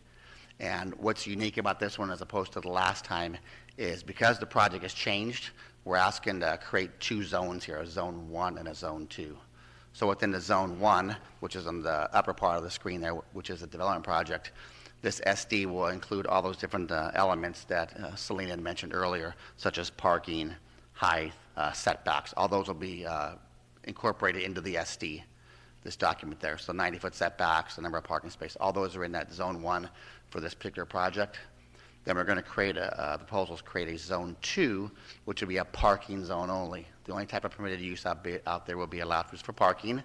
If any changes to this document are proposed, they have to come back before the Planning Commission and City Council public hearings to alter the zoning document. So our proposal as part of this one, which is different now, is that zone 1 and zone 2. And then finally, the development agreement is the last document that you need your recommendation on. Very similar to what you've seen in the past. Most of the terms are still the same. The length of terms to 4 years with the extensions, the 0.5% for public art. The Park Santiago park improvements is modified slightly. The applicant is still required to provide $1.4 million in improvements to Santiago Park. However, the city is going to partner with them, and we'll pay up to $700,000 for those improvements. A reduced project, so a reduced requirement for the applicant. The applicant's going to have to provide all the improvements up front, though. They're going to have to do all those improvements to improve Santiago Park per the plans that Parks and Rec has. And then we'll come back within 3 years where we'll reimburse them up to $700,000 for those improvements that they put into the park. So it's going to be a shared partnership with this Santiago Park. The other changes there's some neighborhood benefits that are proposed originally. They're all going to remain the same: traffic calming, street lights, enhanced pavement, security. The couple of changes will be their removal. The applicant's proposing to remove Amazon lockers as well as the entry monuments from that proposal. So that modified will be slightly for that neighborhood benefits. And then finally, the other one the applicant's proposing to eliminate is the historic district application. As you recall, one of the conversations was to work with Park Santiago to make them a historic district, and that's being recommended to be withdrawn as a part of that development agreement. And then finally, there was, as part of these types of projects, you see we have an economic analysis done for these types of projects, very common. And the bottom line for this one here, you'll see about a $12 million benefit to the project over 25 years. So you're looking at about $500,000 in a positive contribution to the city's general fund if this project is constructed. And with that, excuse me, you have the modified project before you here. And so you have 4 recommendations that you need to act on. You need to recommend the certification of the EIR. You need to recommend a development agreement, the general plan amendment, and the amendment application for the SD 93. So that concludes our presentation. We're here to answer any questions that you have. We also have our team. We have a team of in-house representatives from Public Works is here today. And we also have our environmental consultant as well as a traffic consultant and our legal team here, both Alicia Stork excuse me, and our BBK representatives here as well, Alicia. So we're all here to answer your questions tonight. Does the commission have any questions of staff? I do. You mentioned on the development agreement that it will be developer will be install a street light. Where exactly location of street light? That's going to be at the intersection of Main Street and Walkie Way. Okay. And I have a second question. It also came to my attention that that will be a shared parking lot with the Discovery Science Center. That parking space will be sold to Discovery Science Center, or will be as a lease agreement? And also, I noticed from the last the hearing, there was now they can notice a new entrance to that parking lot off Main Street. Is that also will be part of the new project development? It was not on the last meeting. Correct. So in regards to the new entry or driveway, which is proposed at Main Street in Edgewood, it is shown with the second circle here on the screen. So that was different than the original project and the previously reviewed project, the 347 units. And the applicant has discussed, again, a lot line adjustment, which would create 2 separate parcels. For the one for the multifamily development and their surface level parking, and then one for the 180 spaces. The discussions in regards to ownership would be directly with the applicant. I would have them speak on that. The city is not typically involved in regards to actual transfer of property. So what the distance between Edgewood to that entrance to that parking lot? What the distance is that? 90 feet, I believe? Yeah, we could have our traffic team come up and talk about the distance. So is that something that we'll hear Teague? Just so that's a study. The question I think specifically that's being asked is the distance from Edgewood to the entrance to the parking lot. Yes. What's the distance? Good evening, Teague Higgins. It's 90 feet from Edgewood to the new driveway. So doesn't that require a variance at this point in time? No, there is no variance for driveway locations. In some of our zones in our city, we do have that requirement, but not in this particular zone, not in a professional zone, and not in at this location. Okay, please. Only in the arterial commercial C5 zone do you have a separation from. from intersections. This is not C5, so it does not apply. So, I mean, when we look at things like Starbucks and things like that, we're talking about from the corner to the entryway being greater than 120 to 150 feet. This one is not exceeding that. Just arterial commercial zones, C5 zone properties. Okay. All right. My last question is, I heard that will be a proposed raised pedestrian bridge across Main Street. You aware of anything in that regard? No, sir, we are not. So there is no plan or proposal of that kind of pedestrian street across Main Street from the parking I'm talking about to Discover Science Center. Not aware of that proposal. If you recall, we had one at the Saddleback Lodge. Right. And when that one got taken down, the story I heard in-house was that we wouldn't allow those kind of bridges again, but... Okay. Thank you. Jen, any other questions? Okay, I have a couple of questions. In looking at this diagram, with the fire lane that's still in the back of the lot, I'm assuming that still is calling for the removal of 4 palms, historic palms? And I call them historic because they're very there's old? 2 palm trees on Edgewood. 2 on Edgewood? 2 on Edgewood. And we're still working through that, quite honestly, with the fire department to see if there's a way we can close up that Edgewood driveway and take access off the new driveway on Main Street. So there was a meeting on Friday with the fire authority, and we're still trying to work with them. So that's something that hasn't been settled at this point in time, because it is something that the Historic Resource Commission is now looking at along with ETAC. And so I just want to make sure that we consider that under one of the other avenues. I know Ben knows very well because he held a meeting last week with regards to that, and trees were part of the subject when it came to historic, correct?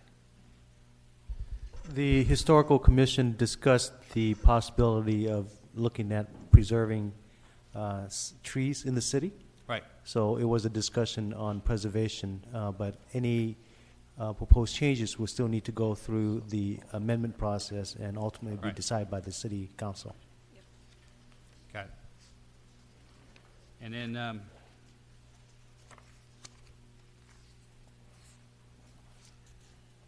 the question I had was, with the density agreement now, when you've done the new calculations, number of units per acre, that has taken into consideration the removal of the parking lot, which would be your zone 2, and that's been taken out, correct?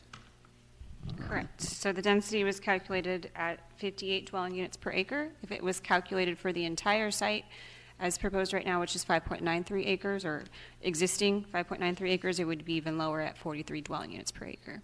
Okay. All right. Any other questions? Thank you, Selena. Thank you, Vince.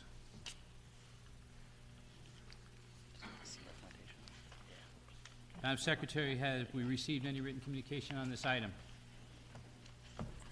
Yes, all communication has been distributed and posted to the website. It's available for all to see on the website. Thank you. The public hearing is now open. Would the applicant like to discuss this item?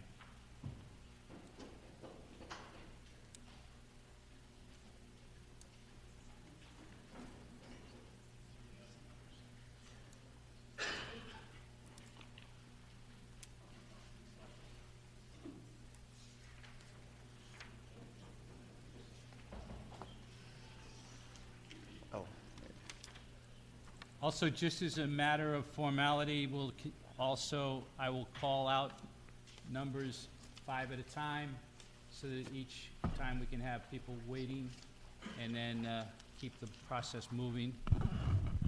Go ahead. Good evening. My name's R.C. Alley. I'm with Architects Orange. This is Ryan Ogolnik. He's the property owner.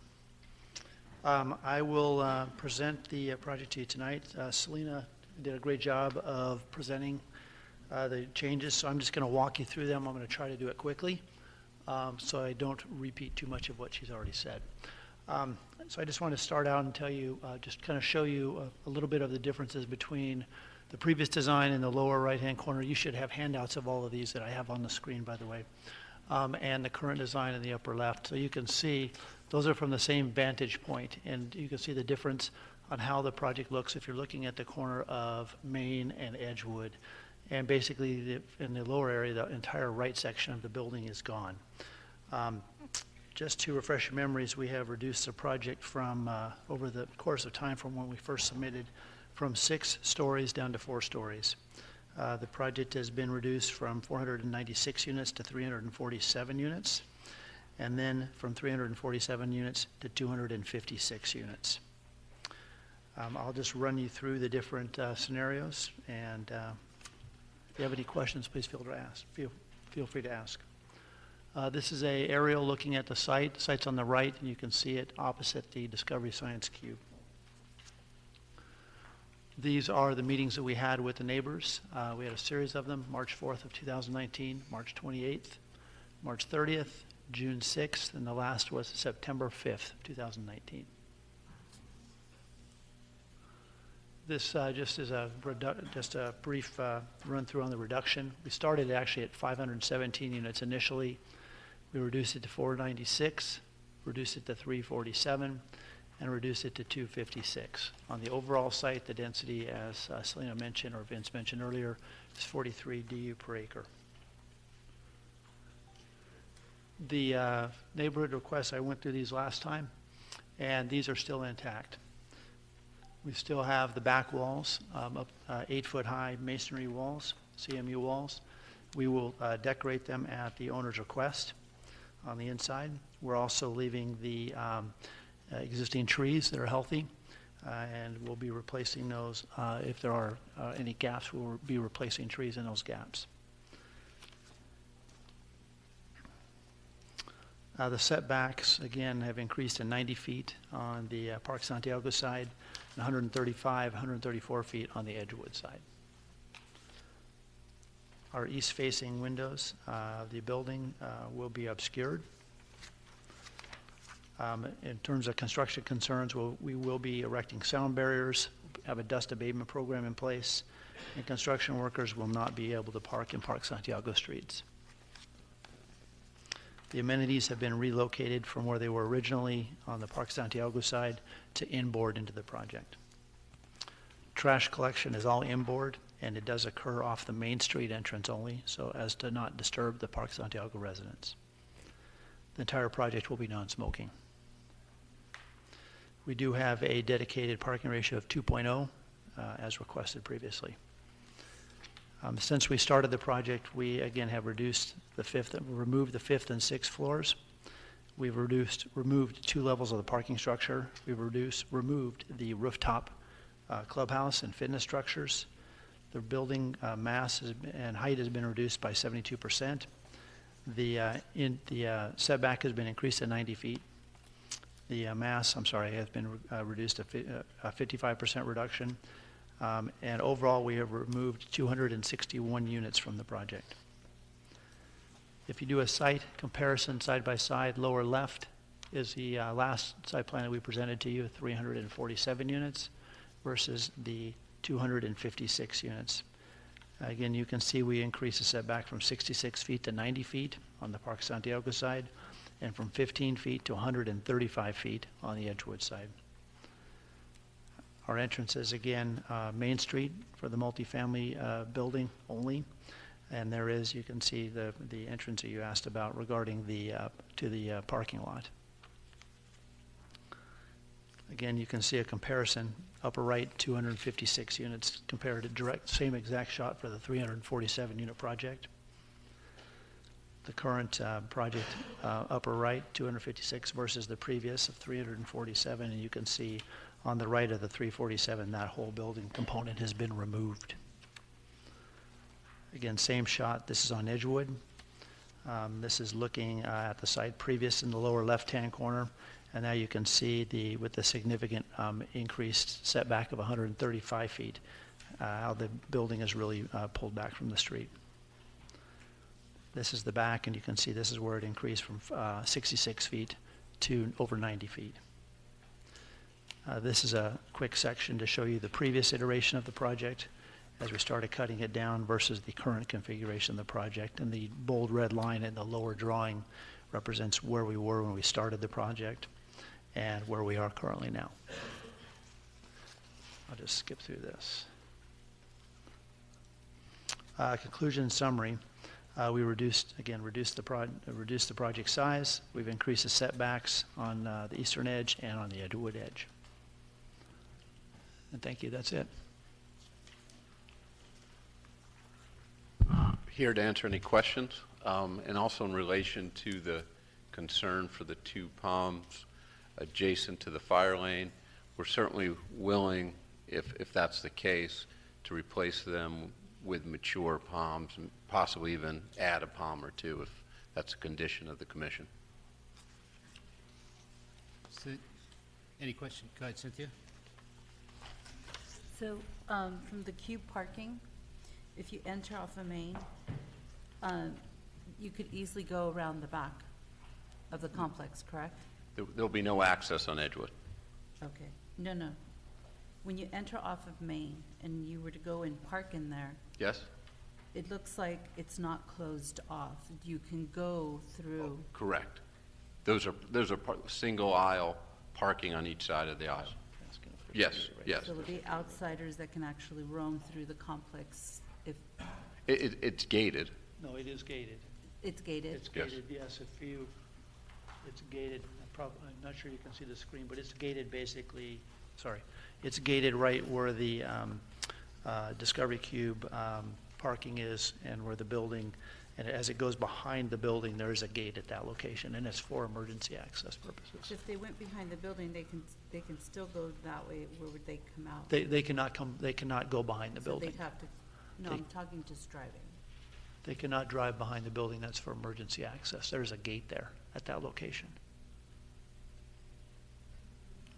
I may not be explaining your question correctly. Well, I mean, I'm just trying to figure out if it's, it doesn't look closed on here, and So on Commissioner page Contreras, 19 are you asking is there parking set aside for the cube, separate and distinct from the apartment community? Or are you just asking, can you drive behind so the on page apartment? 19, Yeah, it looks like you can come in and come around. you can, except at the corner there's a gate to separate the two parking fields. Okay. And then the emergency vehicles? There's bollards will be installed in the top right corner of the page. If you look That here, would come off Edgewood? fire trucks could remove the bollards and exit onto Edgewood. And then they'd have access to get through the gate? They would jump the curb and come through the gate. Yeah, they typically have a knock box that allows access. Thank you. Anybody else have? Ken? Felix? Any questions? Just out of curiosity, one question, Selena. What was your density per acre? 58, hello? 58 dwelling units per acre? 58 units per acre? Right? Yes. Okay. And in this, it says 34. It says 43 and 43, sorry, my bad. For the entire 43. parcel. He noted it was if you were to calculate using the 5.9 acres, not the 4.5 acres. It's a calculation. So you agree that it's 58? I'm fine with that calculation. I don't have any issue with that. I mean, I'm just, well, it's not a question of being fine with it. I'm just saying to you, do you agree that the number is 58, not 43? It's more of a technical planning issue. I'm not a planner. I don't know in this case. Jeremy, it's not technical. No, it's math. It's basic math. Ryan. It's just basic math. Jeremy's back there. I'm All Ryan. Okay. Okay. Ryan, so just on Okay, basis of just math. as I said, Yeah, fine, I'm fine. just asking the question because you've got the presentation, which we just received, and to go through this and just get the data, we just went through another data review, and the numbers don't match, okay? That's all I'm asking. The same presentation was given at the Cube 65, 75 days ago. You could have done it 10 times. But this commission just saw this presentation tonight. I emailed you, Mr. Commissioner, 10 days ago and asked if you had any questions. You No, didn't respond. You emailed my personal email. I- You emailed and asked if I had any questions with any of the data. I hadn't seen any of the data, so I had no questions. So at this point in time, I'm just making clarification of different items here. That's all it's doing. We recognize you can divide the number of units by the entire site or the site allocated for the apartments and get two different numbers. I'll assume the agreement is it's 58 units. It is. Good. That's what I'm just looking for an answer on that. Thank you. Okay, any other questions? All right. Thank you. Thank you. Thank you. We will now start with the public speaking cards. I'm going to bring 5 people up. All stand on the left hand, my right hand, your right hand side, my left hand side. Jeff Katz, Mark Angel, Kelly Medina, Clay Henderson, Rory Kirk. And Rory, you will be speaking on behalf of 2 other people, and you will be given 6 minutes. Yes, sir. Thank you. Everybody else has 2 minutes. Jeff, go. Good evening, Commissioners. My name is Jeffrey Katz. I'm a resident of Floral Park. I'm also a board member on the Floral Park Neighborhood Association. I appear on their behalf, asked to state in support of our cousins in Park Santiago and in support of our own residents, our opposition to this project. I'll leave the statistics, the details to some of the people that will follow me. I want to address one particular issue. Our neighborhood is in the midst of a 3-year campaign to get our neighborhood registered as a historic district. Last year, we also spent more than $30,000 to reforest our neighborhood. And we do this because there's a certain amount of selflessness that we appreciate that certain acts that we do today will benefit those 30 years from now. And I was thinking, because I've been to a number of these hearings, and I watched the developer parade a number of 20-something-year-olds up here to assert its own support for the project. And I'm thinking, when I was 20 years old, I perhaps too would have been up here before Mayor Dan Young, supporting apartments going up in Floral Park. And I tell you, in 2019, apartments going up in historic French Park. And 30 years later, in 2019, as I walk the streets of French Park, I would have a tremendous amount of regret for what those apartments have done to that beautiful neighborhood. And unfortunately, regret does not take down apartment buildings, which overshadow the beautiful Craftsman homes. Look, we are celebrating our 150-year anniversary for their city, and the city does not have the same prominence it had back in the 1800s or the early 1900s. And unlike Irvine, which has swaths of property that it can use as an empty canvas to repaint its city, we don't. We reclaim our city by small project at a time. And when projects like this come up, these are opportunities. It can either be for the benefit of a developer that comes down from Los Angeles, or it can be something that benefits to help us reclaim what the city has been and can be and should be. I don't expect a developer from Los Angeles to understand that. I do expect it from our planning department. I do expect it from our planning commission, and I certainly expect it from the city council member for Ward 3. And please send a message back to him. If he wants to be mayor of this city, he needs to be a visionary. He needs to be a steward for the city. He cannot fail us. He works for us. We can't show up here every time there's a meeting on this topic with 100 people to remind him what their responsibility is. Please help us reclaim our city's prominence. Thanks, Thank you.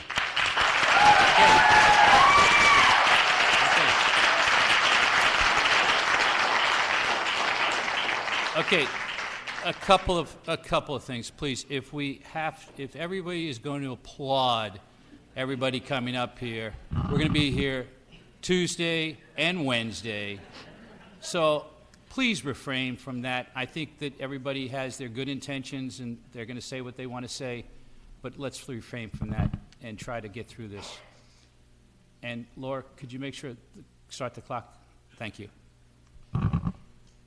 Good evening, Commissioner and Commission members. My platform for opposing this project has been all along that we don't have enough water resources for unlimited building of the size that we are seeing. We recently came out of an extended drought, and now it seems it's party on. Okay, I recently met with Council Member Sarmiento and presented him with an article from USA Today which stated that very quietly the states of Colorado, Nevada, and the government of Mexico signed papers agreeing to limit the amount of water that was entitled to them from the Colorado River. That's because, and California has agreed to sign on as well if necessary. This is due to the fact that Lake Mead is not even 50% full after the drought. I think this was done quietly, as Mr. Sarmiento, who is also the president of the Orange County Water District, was not aware of this agreement. That's our Tier 2 water supply, which I recently found out as well as set to increase in price in January. Most likely that means that the water supply is not assured. There's some easily found facts from Google. It takes approximately 15,000 gallons of water to fill the average pool, and the average pool will lose the same amount of water each and every year to evaporation. The average one-bedroom apartment uses between 80 and 100 gallons of water daily, and I don't believe that we have that much water available to existing residents that we can keep adding to the population. Ironically, all the medians that abut this, I'm not sure if abut's the right word, but that go down Main Street and go down Memory Lane that used to be grassy and watered are now all dry and dirt. One more thing. One last thing, Mr. Sarmiento stated to our credit that Santa Ana is recycling 100% of their cleaned wastewater to our storage basin. It's an excellent achievement, but we can't go to 110%. Thank you, Mark. Kelly Medina. I'm Kelly Medina. I live on French Street. And I sent a notice or an email to each of you, I believe, today, and just briefly covering those same things. First of all, I oppose the project. I think it should not have rezoning. It should be commercial. We could benefit from additional commercial things like medical buildings and so forth, being so close to St. Joseph's. And if you don't agree with that, I at least think that it should not be structured the way it is. It looks like a modern building, and it's not in character with the rest of our neighborhood. Beyond that, I think that that new exit, I have a hard time seeing how that can be 90 feet from that corner, because there's doesn't seem like there's that much space anyway. But with that being there, we used to have a bus stop right about there, and they moved it because there was always problems with making the right turn onto Main Street, with backing up, running into that. Plus, just beyond there, at that other commercial building on the other side of the creek, you have people crossing the street all the time, so it stops that right lane up there as well. And you have people crossing the street, stopping that right lane back by the museum. So that also affects the people coming off of the freeway, which has a right turn only on green. So if they have to get stopped by people going in there, it's just going to cause more accidents, I think, in that whole area, and cause backup, potentially back to the freeway. So those are issues that I think are pertinent, and you should think about them, if you would, please. Thank you, Kelly. Mm-hmm. Clay Henderson.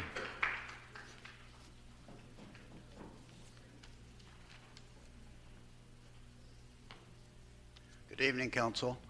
I'm here. My name is Clay Henderson. I live on 2332 Oakmont Avenue.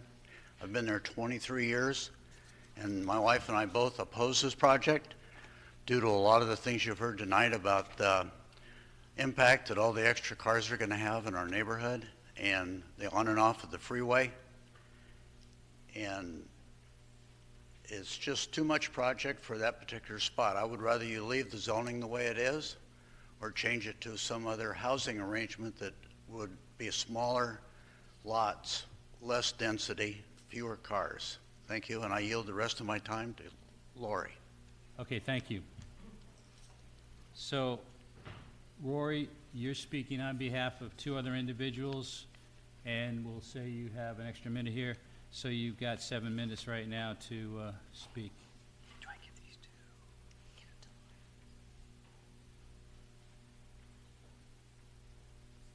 You're going to that's fine. Good evening, Commission. Thank you for letting us come tonight. Let's have a little history lesson. At the Go ahead. August 12th Planning Commission meeting, the applicant stated 1,500 signatures were gathered within 10 days of that meeting. They proved this was not true. In the short video that we'll show you, the applicant states that they gathered 1,500 signatures within 10 days of the August 12th meeting, which support their project. When later questioned about this, they say that they brought it up at a previous meeting at City Council, and that Pam Cepetto brought it up as part of her presentation at City Council. What they don't identify is the fact that no City Council meeting occurred within the 10-day window preceding the August 12th meeting, and the fact that the last time Pam Cepetto spoke was at a February meeting, not within the 10-day window. Good evening and thank you. Again, my name's R.C. Alley with Architects Orange. I want to thank you for considering the Addington project this evening. We've heard a lot of testimony this evening from residents, union interests, city staff, the development team. What wasn't discussed was that there are 1,500 signatures that the project were gathered within the last 10 days to support the project. For the signatures that were gathered, is there a copy of that from the residents? I think the applicant mentioned they gathered some signatures. I don't know if those were submitted or. We've not seen a copy. Staff has not seen a copy of those 1,500 signatures. Okay. Copy of what? The signatures that were discussed by Mr. Alley. Signatures, yeah. Yeah.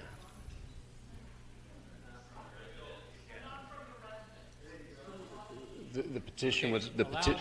Allow the answer to the question, please. Thank you. The petition was online, and they're available. We could send them as we speak. We could send them to your email or anybody's email.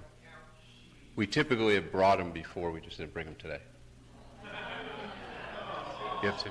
So just as a curiosity point, because you brought it up just about 5 minutes ago, but you didn't bring it up in your presentation.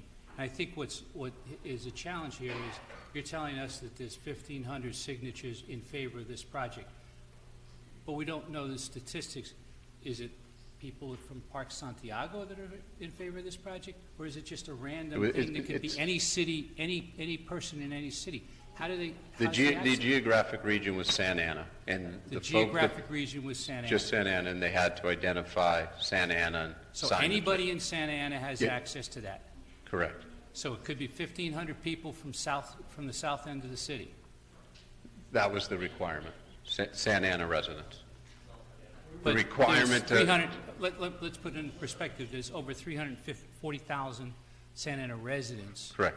So you're saying that all of these, all 1,500 are Santa Ana residents that have signed up for this petition that you have supposedly put forth, and you notified us at the last minute about this petition. We brought it up at a previous hearing at City Council. You brought it up as yes, it was one of our, Pam Cepetto brought it up. It was part of her presentation at City Council.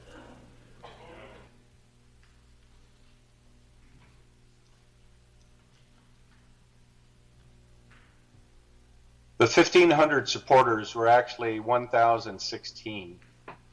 34 of those entries were duplicates, and 862 of those entries are questionable origin. There were 120 that provided emails. This is an example of the 862 questionable supporters.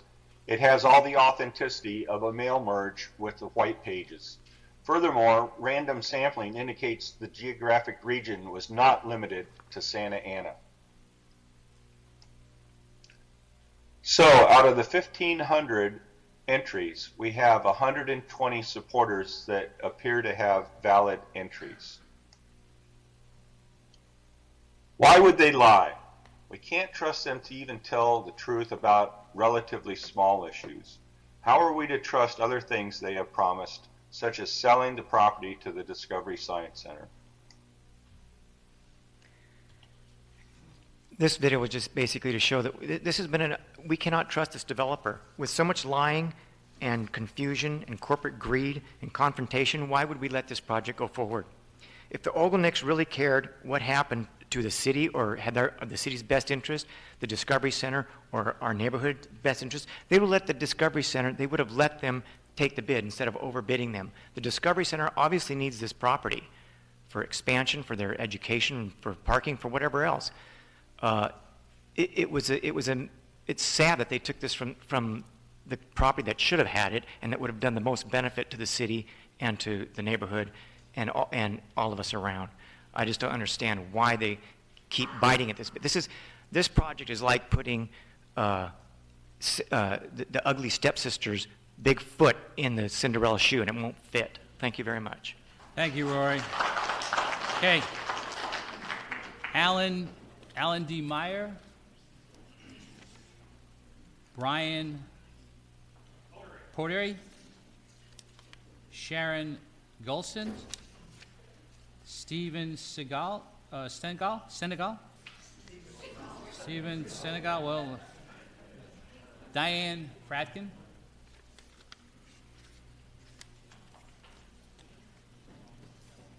Okay. Sorry, Alan? Yep. Okay. Yes, sir. Thank you for listening to me.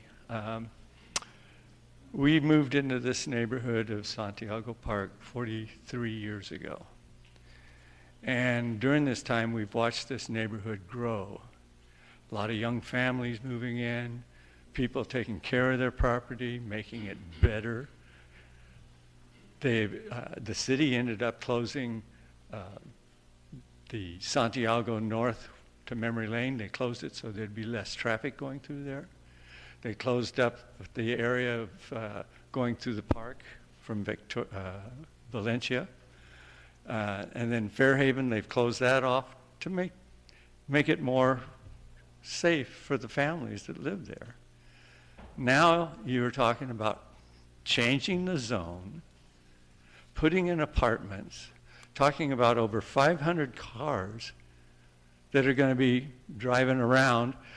Obviously, a lot of them is going to go, if they have to go east, they're going to be going through our neighborhood. So we're losing what we have slowly been building for all this time. And again, someone else brought up the parking or the entranceway to these apartments. And it's set up to where you're going to have a big backup at every light that is going north. It doesn't even make sense. It'll close off Edgewood so that you have to wait for all the traffic to leave, and then the light's going to change, and you're not going to be able to go out on Main Street. Apartments. These people, apartments get old, and they're not going to be taken care of, and the people that rent them don't take care of their area like a homeowner would. Something like condos or townhomes makes a whole lot more sense than these apartments that you're talking about. It just doesn't work. And I thank you very much for your time. Thank you, Alan. Brian. Hi, my name is Brian Potere. I'm from the Park Santiago neighborhood, and I oppose the rezoning. I had a bunch of ideas for this meeting that I was going to present, all about the things that were wrong with the proposal. But I remembered a quote from Winston Churchill. He was sitting at a bar with a socialite and said, "Lady, would you sleep with me for 5 million pounds?" She said, "Oh, we'd have to discuss the terms." Then he said, "Would you sleep with me for 5 pounds?" And she said, "What kind of woman do you think I am?" And he said, "We've already established that. Now we're negotiating price." I don't want you to think that by me talking about the merits or bad things about the project that I'm on board with this. I am not. The area is zoned business. We have 10% of Orange County's population in Santa Ana. We're building thousands of others apartments in and surrounding the area. The people need a place to work. Keep the area zoned business. Let the people have a place to work. and don't approve this zoning. Rory brought up the good point of everything that they've been doing to mislead us to this point. You even brought it up tonight, that they did fuzzy math. It's like Benjamin Disraeli. There are 3 types of lies. Lies, lies, or statistics, damn lies. Something like that. Take that out. But he mentioned that statistics, you can lie with statistics, and that's what they're doing. They're trying to make their case look better than it is. So I just urge you, don't approve this rezoning. Keep it as business. Find a business use for it. Let the people of Santa Ana have a place to work instead of having to commute someplace else. I'm Brian Potere, and I oppose this rezoning.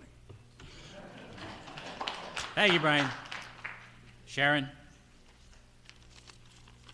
Hi, I am also 100% against this. And the people talking about the first item on the agenda dealt with the restoring and restoration and preservation of historical value to a building. But this project is going to do the opposite, and we're totally against it. We live in a historically significant neighborhood, but the developer wants to change the makeup of the neighborhood by building very high-density apartments, which the Park Santiago neighborhood does not want. Our neighborhood has come together like no other time. We have liberals, we have conservatives, we have people who are struggling financially, we have people who are doing just fine, but all of us have come together to oppose this. That's amazing these days. Amazing. Think about how amazing that is, that all of these people from all different realms are all together on this same issue. That's amazing. So let's see. This is a danger to our neighborhood. It'll make it worse, and you guys are supposed to be trying to make the neighborhoods better, and I'm hoping you're going to be on our side about that. And if you're honest with yourselves, you'll admit that it will make our neighborhood worse. Let's see. Oh, and the change in the parking. I don't understand the change in the parking. Will the people who live there, if this gets built, which I hope it doesn't, but will the people have to wait to come home until all of the people are gone from the parking lot for the Discovery Science Center? That hasn't been explained, and I don't understand it. So thank you. Thank you, Sharon. Steve?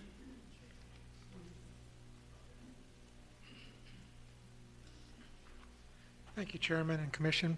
My name is Steve Stagel. My wife Peggy and I have lived on Poinsettia Street for the last 40 years. We're opposed to the project, and we know that you've been opposed to this project too. I can't believe we keep coming back and keep telling you the same reasons why we're opposed to this. We don't want the apartments. We're an organization of people, an association that are really, really pulling together on this. There's so many other things that could be used for this lot. We're surrounded by apartments. They're on Fairhaven, they're on Santa Clara, they're everywhere. They're across the street from the Main Place Mall.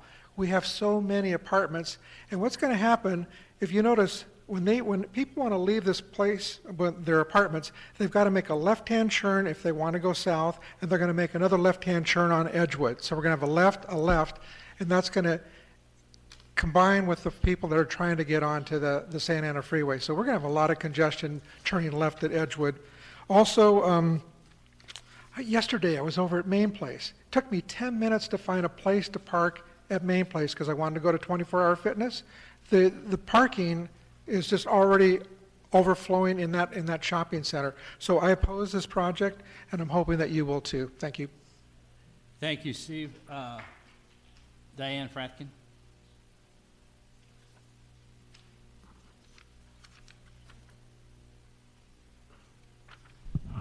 Hello again, it's Diane Fradkin. I'm a 27-year resident of Park Santiago. Tonight I wanted to discuss with you, I've sent you numerous emails and I truly apologize for that, but I wanted to present the facts so you had time to digest the specific information in those emails.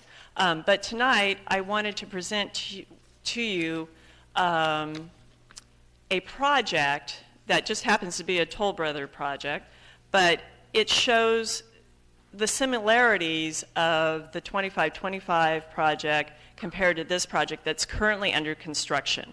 So it's located on 999 Town and Country, and if you flip through it, you'll notice on page 2 that the schematic shows it's adjacent to a 4-story office building that's currently there. If you look on page 3, it gives you a site plan. It's very similar. It's about 262 units, so it's very similar to the 2525 project. It shows the existing 4-story building, and then it shows the parking structure. It's the same type of developments with the wrap around apartments, around the parking. And if you refer back to the picture on the first page, that's the parking structure, and then you can see right now there's just 2 levels of the apartment building going up. So it just gives you a perspective based on the 4-story office building of what this is going to look like. When you continue on to the next page, it shows, again, the front schematic of that, and then on page 5, it gives you a flavor of the area. So currently, where this project is being built, it's surrounded by office buildings and freeways. There are no single-family residents here. Lastly, the last 2 pages show the current project, and as you can see, it's very similar, 4 stories, adjacent to mostly single-family residential single stories. Please vote no. Thank you. Thank you, Diane. Okay, the next 5 people. Stephen Gorgon, Janelle Johnson, John Fratkin, Bill Bonnet, and you'll be speaking on behalf of 3 people. 3 people, including yourself, and then Michael Aval.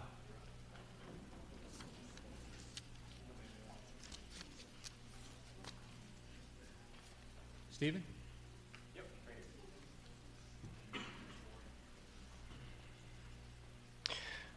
Mr. Chairman, honorary commissioners, my name is Steve Gorgoni. I live in 2556 North Valencia in the beautiful community of Park Santiago. I want to thank you for this opportunity to make a comment. I want you to truly know that I appreciate what you're doing here. This is a really big decision, and I really appreciate your thoughts into this and your understanding. I'm here to speak against the project, and I do want to be perfectly clear. I'm not entirely against developments, okay? In fact, I'm very much for the development of Santa Ana and I've been very excited to see the progress that's happening over the past couple of years, and even before that, I became a citizen here in the city. I'm a teacher here in the city, and I know how important it is to have adequate funding. I know how important it is for my students to get the resources that they need, but this is not the right way to do it, okay? This is not the right way to get money for this city. This is not responsible development. Where this project is being planned is irresponsible. It's too close to the neighborhoods. It's too close to heavy traffic areas. It's too close to historic homes. And it's simply too large and too close to Park Santiago. Its density is going to overload the surrounding areas, and parking is going to be a problem. I don't care what excuse me, no offense, I don't care what analysts say what. It's going to be an issue. It already is an issue. We're in the neighborhood. We're very concerned about this problem. This is irresponsible development because it doesn't take into account the uniqueness of Park Santiago. Once this neighborhood has changed, it's changed. Once traffic becomes a problem, it's a problem. Once parking becomes a problem, it's too late. We're going to become the overflow lot for this development and all the other traffic in the surrounding area. We need to protect our communities that preserve the city and protect our neighborhoods that beautify the city and make it more desirable. You don't want to bring more money into the city? Make it more desirable so people want to come in and move here. This is paramount. While Park Santiago is not technically our historic zone, it doesn't mean it shouldn't be one. This can't just be about the money. Thank you, Stephen. Janelle? Janelle?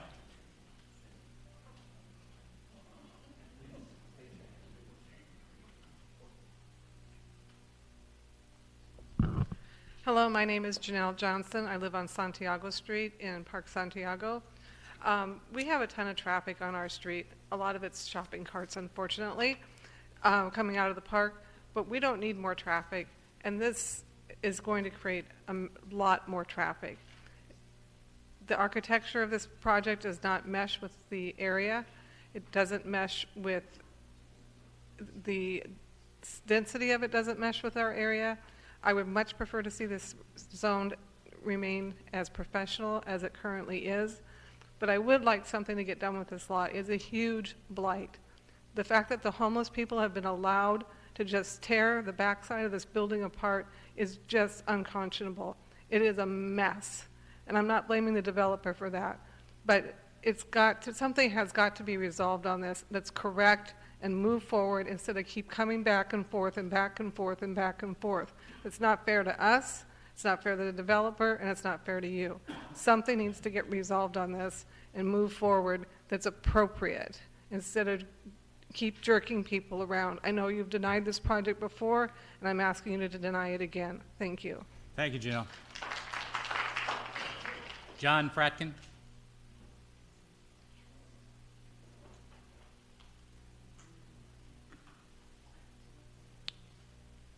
Okay. I'd like to take 4 minutes.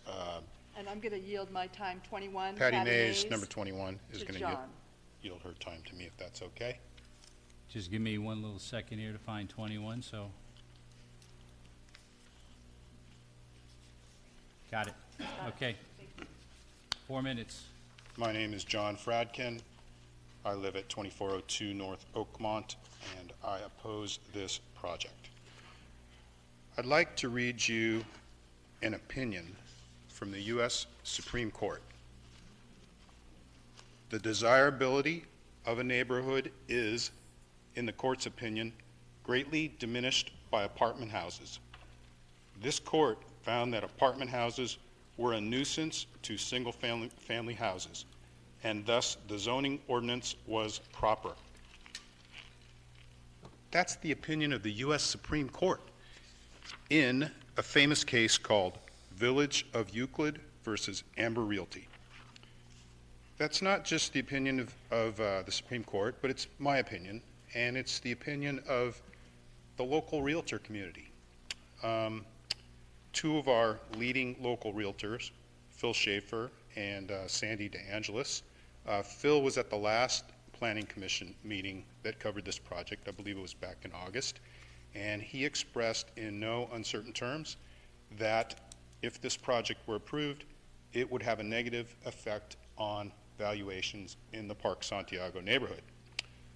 Sandy DeAngelis wrote to Mayor Polito and the City Council an email on September 3rd, and it's part of the public record, but I'm going to read you a little bit of it because I have a copy of it here. As a realtor for over 30 years, I can definitely say that this project in any form or size will greatly impact the property values in Park Santiago negatively. A great deal of the desirability and value is the quaint, quiet neighborhood feel that has always been a large selling feature of this area. I've spoken to my independent appraiser, who is well known in the area by multiple real estate companies and has done over 500 appraisals in North Santa Ana. His conservative estimate is that the property values in Park Santiago will be reduced between 8 and 12% immediately. The homes that back to the apartments will probably be reduced by 20%. Now think about that. The 9 homes that I think there's 11 homes on Spurgeon, but maybe only 9 of them are going to back directly to the project. 20%, those homes are worth roughly $700,000 each. That's $140,000 per home. 8% on the rest of the neighborhood. I mean, this is her opinion, but 700,000 times 8%, that's $56,000 per home, and there's 1,100 homes in the neighborhood. Why is that important? Well, number one, it just doesn't seem right, but also it's actually illegal to use the specific development language of the Santa Ana Municipal Code if property values are going to go down. It states that you can only use that when the property values, the adjacent property values are maintained. So let's talk about this type of building that the applicant is proposing. It's actually a very common type of building. They're going up all over the country. You've seen them all over the county for sure. And my point is, there's no shortage of this product. It's everywhere. It's a gold rush to build these monstrosities. And why is that? It's because they're so profitable. And why are they so profitable? It's kind of interesting. I delved into this a little bit, and I won't take too much time, but the reason is they're built with wood frame construction. And up until a few years ago, you were only allowed to build 3 stories with wood. The fire marshal would not. Am I up to 4 John, minutes can you already? wrap up? You got 4 minutes on that, right? Okay, I'm sorry. Well, anyway, building laws only allowed you to go 3 stories, and now you can go 6 stories plus a half a story, whatever they call it. Anyway, Thank you, John. I would like you guys to stand up to your civic duty and oppose this project. They're common. This is a controversial, marginal site. Let's not build it. Thank you. Thank you, John. Okay. Bill Bonnet, you have 6 minutes. Dimitri has yielded to you, and Scott Bowman. Good evening. My name is Bill Bonnet. My last name is spelled B-O-N-N-E-T-T. You may recall, I'm just going to give a brief background on myself because I think it's pertinent. For the last 7 years, I've been on the executive board of Park Santiago as their treasurer. For the last 15 years, I've been a resident and homeowner in Park Santiago. For the last 20 years, I've been employed in commercial real estate development as a commercial real estate owner and developer. So yes, Park Santiago has a commercial real estate developer for the last 7 years on their board of directors, on their executive board of directors. Just so you know a little bit more about Park Santiago. Now, I would like to just talk a little bit about the DUA, because I think it's pertinent. I'm glad we all seemingly agreed that this latest proposal is 58 dwelling units per acre. When you do a lot line adjustment and create a new parcel, you don't get to use that acreage for another project. So, once you eliminate the 1.5 acres that they're going to use for the Discovery Cube overflow, effectively the footprint of the apartments is 4.5 acres. So that gets them to 58 DUA. Now I say, have you guys ever done specific development next to R1 in Santa Ana? And the answer is yes. Well, what in the heck is the DUA there? What is the highest DUA of an R1 zoned community up against SD? Guess what? It's not 58, it's 38. You know what percent increase that is? I did the math. I was just sitting right here. 52% higher DUA than the highest SD zone project abutting R1. That is what is in front of you. They're asking for a 52% increase in DUA than the highest multifamily project abutting R1. Just so you know what's in front of you. They have come down. We appreciate them coming down. However, they're still 52% higher than the highest SD project abutting R1. I think I've covered that. Okay, I oppose 2525, primarily because it is a premier business location. It is not appropriate to remove a premier business location from our primary business street. We need a greater variety and economic health of a business office at that facility, at that location. As a redeveloped office building, it will provide hundreds of high-paying professional jobs for Santa Ana residents. Santa Ana should be providing new office building options for more local Santa Ana jobs, professional jobs. We all hear about, this housing crisis per se. Well, we also need to have more local jobs for our residents. You are planning commissioners. You're basically saying, I don't care, Mr. Bonnet, if you have to spend 45 minutes each way to go to a city that has invested in a new, modern, up-to-date building. Well, that's not appropriate for a city of our size. We need to attract young urban professionals to work here, not just live here. We want them to work here. If they work here, they dine here, they lunch here, they might want to buy a house here. That's where the real gain is.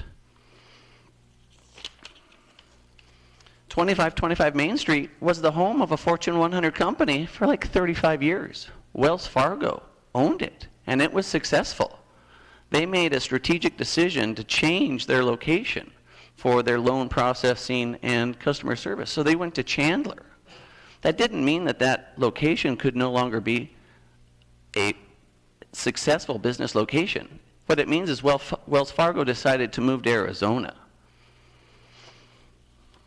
It can again be a location of a Fortune 100 company, and we should look into that. But we immediately switched to multifamily for a multitude of reasons that we may or may not agree.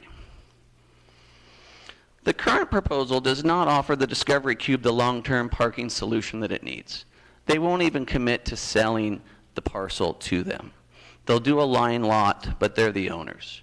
We all know that Discovery Cube is going to outgrow this parking lot soon, at which point, what's going to come next? Well, we know what's going to come next. It's already abutting what would be a high-density apartment complex. So we have skepticism with the long-term solution for the Discovery Cube. We like the Discovery Cube. We would like them to own that entire parcel. But we are skeptical that the applicant is not saying he's willing to sell the land to Discovery Cube, but only have a shared parking agreement. That's problematic for long-term residents. I've lived in high-end luxury apartments. I lived in one for 6 years after I graduated from graduate school. And I'll tell you, I would have never selected a location like 2525 to pay those sorts of rents. Thank you for your time. Appreciate it. Thank you. Michael Lavelle.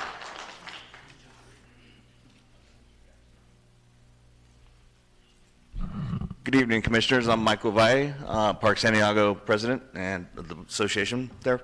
And I'm going to keep it short out of respect for your time, and I just want to say that our neighborhood does not support this project. We never have, and we do support responsible development, and we are counting on you to deny this project. Thank you. Thank you, Michael. Okay, the next five, Sylvia Posada, Rich Gomez, Christine Denny Helvick, and you are going to speak as a designated speaker for 4 people, so we're going to have 10 minutes, and I think what we're going to do is after you speak, Christine, we're going to take a break. Sounds good to me. All right? Sylvia. Yes. All right, you're on. My name is Silvia Posada. I live in Park Santiago for 5 years. And I don't prepare anything because I really want to talk with my heart today. I think that it's important that everybody know. I'm an immigrant, and I have been living in this country for 25 years. The last 5 years have been the happiest years of my life because I found a community that opened the hearts for me and for my family, and that is important to preserve. Everybody fight for politics, everybody fight because money, but it's the time to stop and start thinking and what is the benefits and what is good for the quality life of people. It's what I found in Park Santiago, quality life, and I please beg you guys take the right decision and avoid that project because it don't have any benefit for our neighborhood. Thank you. Thank you, Sylvia. Rich?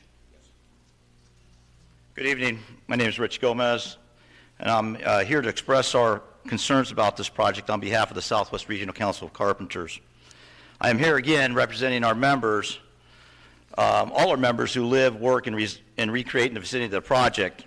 We are concerned about the project's compliance with CEQA and its consistency with the general plan. Southwest Regional Council of Carpenters is concerned that the project only provides market rate housing. The city's housing element requires that the city add an additional 156 units for very low-income households, 122 units for low-income households, 37 units for moderate-income households, and 90 units for above moderate, also known as workforce income households, through the rezoning of properties for residential use. The failure of such a large project that would be rezoned for residential use to contribute any affordable units to the city and to lower-income residents is concerning. The project would be required to provide 53 affordable units, but the city is letting the project proceed inadequate in lieu of fees. In addition, the Southwest Regional Council of Carpenters is concerned that the city made a significant modification to the project by 1, changing the project size, 2, adding additional surface parking spots, and 3, relocating the project entry along Main Street. Mr. Robert Kahn, a traffic expert, opined that the modification which was a modification of the project entry would result in a significant traffic impact, which was not adequately analyzed and mitigated. Excuse me. These modifications require a revision and recirculation of the EIR. In addition, the city proposed CEQA findings are still based upon the original 496-unit project, not currently proposed 256 project. In meeting household demand and positive impact on jobs and housing balance in the region based upon original 496-unit project, not upon the currently proposed 256-unit project. See pages 2 through 55 of the staff report. Finally, so many modifications have been made to the project that the original EIR and FEIR project description no longer even vaguely resembles the project description. We are here to oppose the project. Thank you. Richard. Thank you very much. Christine, you are talking on behalf of Alan Fuller, Marilyn Fuller, Joshua Sherman, and Joey Jones, correct? Correct. Okay. My name is Christine 10 Denny minutes. Helvig, and I live at 2536 North Valencia Street. I've lived there for over 30 years. Current land use allows for 0 residential units on the 2525 property, and VDC has not proven the current zoning is incorrect as required by the rezoning requirements. Goal 3 of the general plan land use element is to preserve and improve the character and integrity of existing neighborhoods. This project does not meet policy 3.1 and 3.5, which is to provide a positive contribution to neighborhood character and identity, and to be compatible in scale and consistent with the architectural style and character of the neighborhood. The density of Park Santiago is 4.4 dwelling units per acre. The VDC proposal is still greater than 13 times the DUA of the adjacent neighborhood. Make no mistake, this is a land use issue. Professional and Administrative Office offers the correct buffer between Park Santiago and Main Street. For many months, the community said no rezoning. However, in June, we proposed medium density residential, which would allow 89 units to be built on the 2525 property. The medium density residential proposal was rejected by the applicant. We then proposed office park. After all, this is what it's zoned for. It too was rejected. We also said, well, let's do an adaptive reuse on the building, and that was rejected. Why? Because the response from the applicant remained, we only do high density residential. The applicant has reduced the number of units, but it still remains a 5-story high-density residential project adjacent to single-family homes. The fact is, the economic analysis done for the applicant in 2017 identified it was for 272 units. The densest specific development next to single-family homes are the Solar apartment homes. These apartments are 10 3-story structures with 24 units each, located on 17th Street next to the Santa Ana River. Compare this to the 2525 Main Street proposal, which has 6 levels and is equivalent to a 5-story structure and has a density of 58 dwelling units per acre compared to the 38.9 for the highest density project in Santa Ana to date. Documents submitted to the city and presentations made to the community at the Cube said that this project would net the city $24.5 million. This is false. I don't believe this was a simple math error. I believe they inflated the number by 210%, so the net revenue value would be a large number that would stick in people's heads. The fact is, the new city general fund impact is $11.6 million, not $24.5 million listed in the project description or presented to the community at the Cube. Deception seems to be more important than honesty. A simple check would have revealed that $24.5 million is unrealistic for 256 units. They should have waited until the financial impact study was completed, which showed 11.6 million was the true number.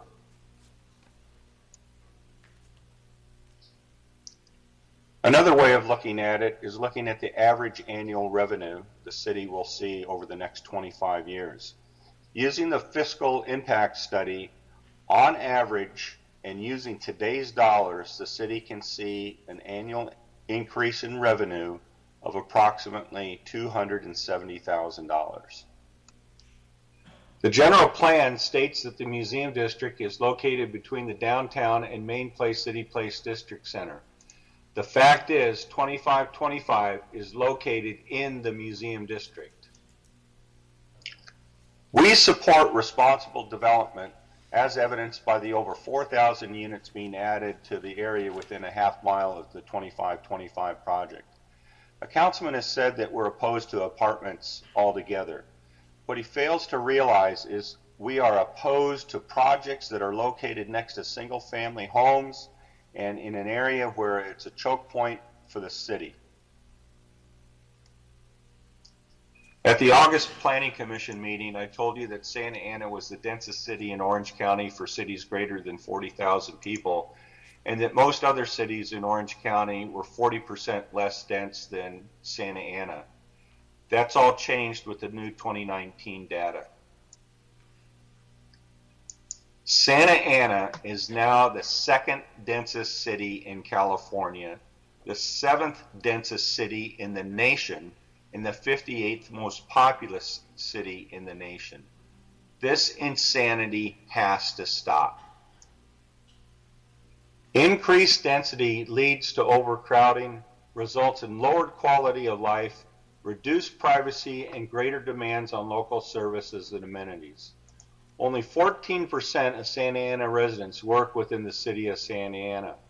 Maintaining the current zoning provides an ideal opportunity to increase local walking distance employment and mitigate traffic, parking, and pollution impacts from the local growth that we've mentioned earlier.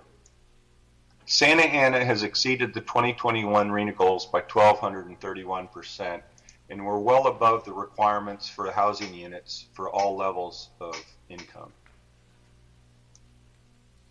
Additionally, the economic analysis that was performed for 2525 shows that the occupancy rate is going down and the supply of units is going up and will continue to do so through 2021.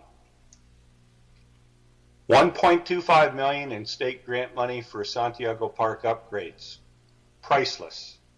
2 new driveways for 2525. Disaster. The changes to Main Street will be significant. There's 400 feet between the 2 traffic lights right now.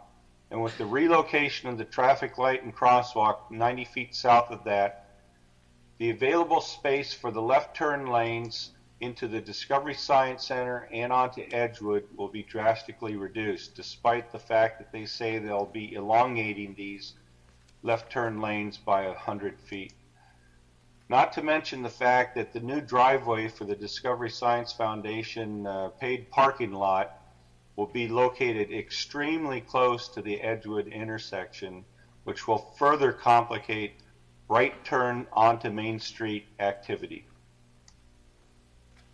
Parking does not meet city code requirements for multifamily dwelling units. The applicant has proposed 511 parking stalls with a ratio of 2.0. However, the structure stalls and the surface stalls are unknown at this time because the documents that were submitted are inconsistent. It's still 233 stalls short of the city code requirements and 129 stalls short if the transient zoning code requirements were applied. Furthermore, parking does not meet RENA or city requirements for a district center, which requires 2.5 stalls per unit. The clarification to the EIR says that aesthetics impact remains significant and unavoidable even at 256 units. This project is not a buffer zone between Main Street and the historical significant neighborhood of Park Santiago. You have the opportunity to mitigate the impact on city traffic along Main Street, and you should consider the impact of the Main Place development along with your decision-making process. We shouldn't call Santa Ana Tree City, USA if we allow the removal or relocation of 2 100-year-old city palm trees. The applicant took the risk when purchasing property that is not zoned for their project. He based his decision on a draft envision map, which clearly stated it was a conceptual effort and did not represent any formal effort to rezone or redesignate property shown. Santa Ana is neither obligated nor responsible for approving every development project, rescuing developers from the business impacts of their poor decisions, or ensuring developers attain an inflated return on investment based upon clearly faulty assumptions. Realistic and beneficial community proposals are maintaining the current zoning, which would allow a walk-to-work development, which would support increasing the percentage of people who live and work in Santa Ana, an adaptive reuse of the existing structure, or amend the zoning to MR 15. Do not recommend the following documents for the 2525 project to City Council. This is the last slide. Thank you. It is. Appreciate it. Thank you. Thank you. Okay, it's now 8:08. If we could come back in 10 minutes, please.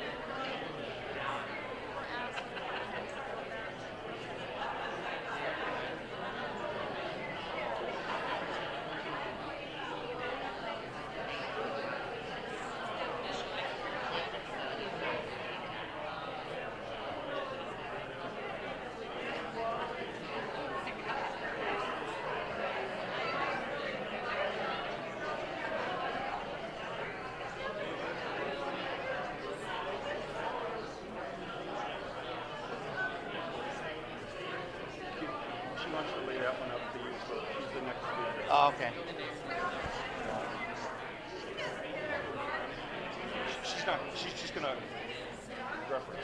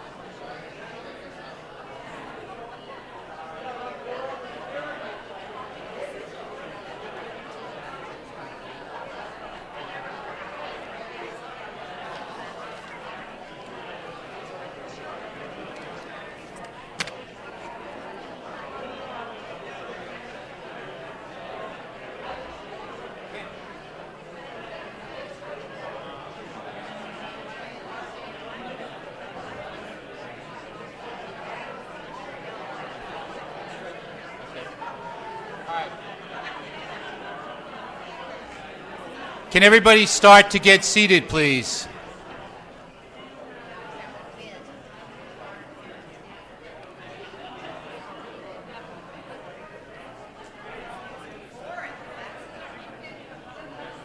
Okay, can we be seated, please?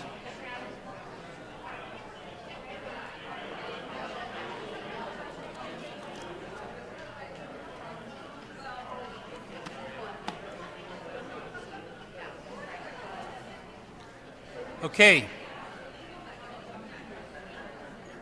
I'm going to call out the next 5 names. Michael Planuzza, Carrie Egar, Paul Mazie, Lisa Gia, Miguel Ortiz. And then the last one is going to be Billy Lee. And Billy, you're speaking on behalf of 2 people. Not yet, Billy.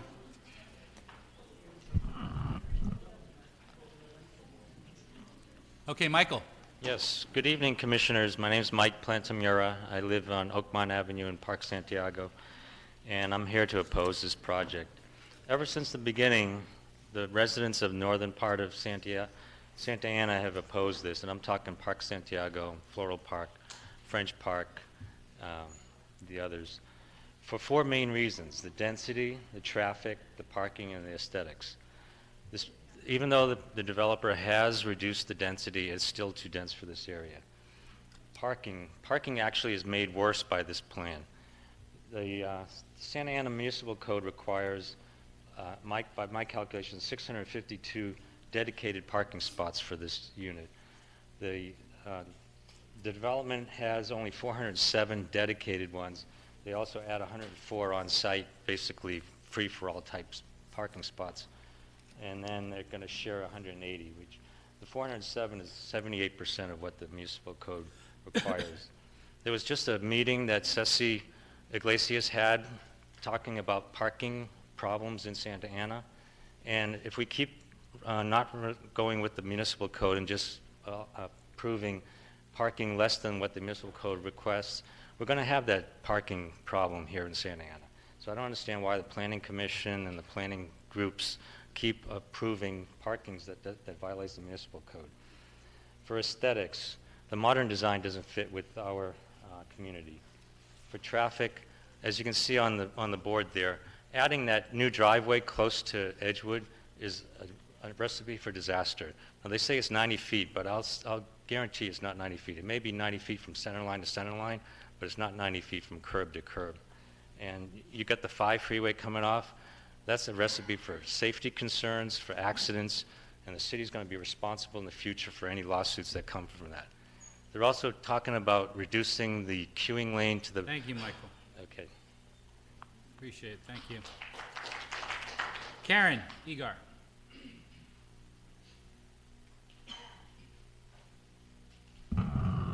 Much smaller than the last speaker. Yeah. Hi, my name is Karen Igar. I live on Oakmont Avenue in Park Santiago, and I'm here to ask you to vote against this project and to express my opposition. It's too dense and too tall to be right against the single-family residence neighborhood of Park Santiago. That neighborhood borders this on 2 sides. It just doesn't make any sense there. It would make sense to keep this zone professional and provide good professional jobs for the 4,000 apartments that are going in between where this development is, up Main Street, and then Town and Country toward the 22 freeway. Having an opportunity for good jobs for the new residents would make all sorts of sense. The second option to consider would be a medium density potential for home ownership to help with the housing issues, but to have something that's correct next to the single family residence neighborhood. The other thing I wanted to talk about is kind of following up on the questions that the chairman and the councilman asked earlier tonight about just the safety of the intersection now with the extra driveways and moving the crosswalks and very strange traffic patterns. you're going to have a crosswalk in a really strange location, and you're going to have children going to the Discovery Museum from that parking lot in that crosswalk. You're going to have people coming off the 5 or coming off Edgewood with no place to go, somewhat distracted by the Discovery Cube and the dinosaur and the rockets, and then all of a sudden they're going to be stopping for cars turning into the parking lot and then stopping a couple of feet later for a crosswalk with children walking through. I haven't seen any evaluation of the safety of that situation, just the traffic flow, and I really think the safety of that needs to be evaluated. Thank you, Karen. Thank you. Paul Mays. Paul?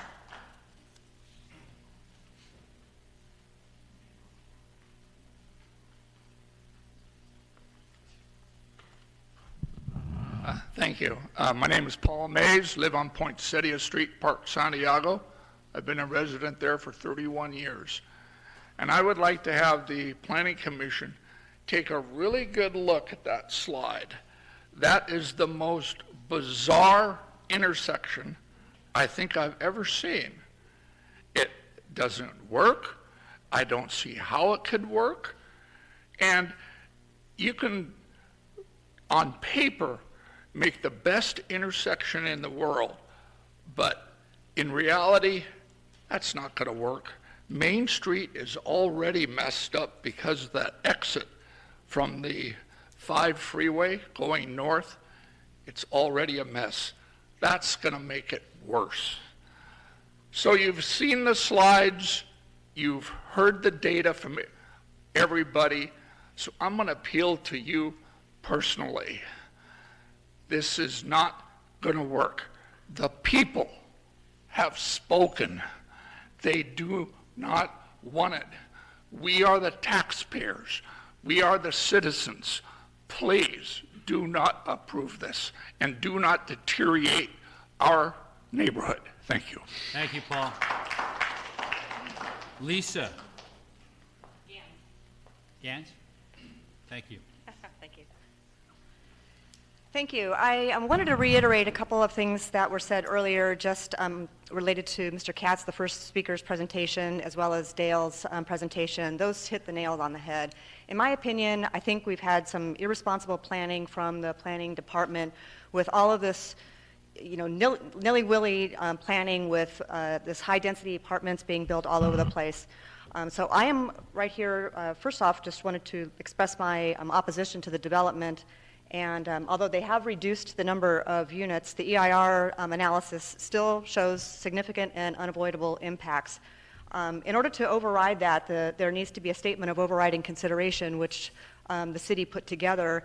And there were some points in there that addressed the overall general plan and things like that, but it really failed to identify the big issues. Dale brought up the point that I wrote down, but he actually was a little bit more eloquent in it. It was $11.6 million over 25-year period. That's been significantly reduced, and thanks, Dale, but that equates to $270,000 a year. You're going to risk the quality of life for the residents of Park Santiago and all around, people that use Main Street and all the other neighborhood, for $270,000 a year. We cannot find money in the budget or somewhere else in order to offset that. The overall development agreement is now whittled down to just a little bit of nothing. There wasn't really anything in the development agreement except for that fund. I'll skip over the 5,000 density places that have been built around here. The cumulative impact of the traffic analysis, in some of the traffic analysis, we have the freeways that are failing F. And the analysis says that, the level of service currently is at a failing, but by adding more traffic, they think that's okay. I'm like, I fail to understand that. In addition, I pulled a traffic analysis table T8.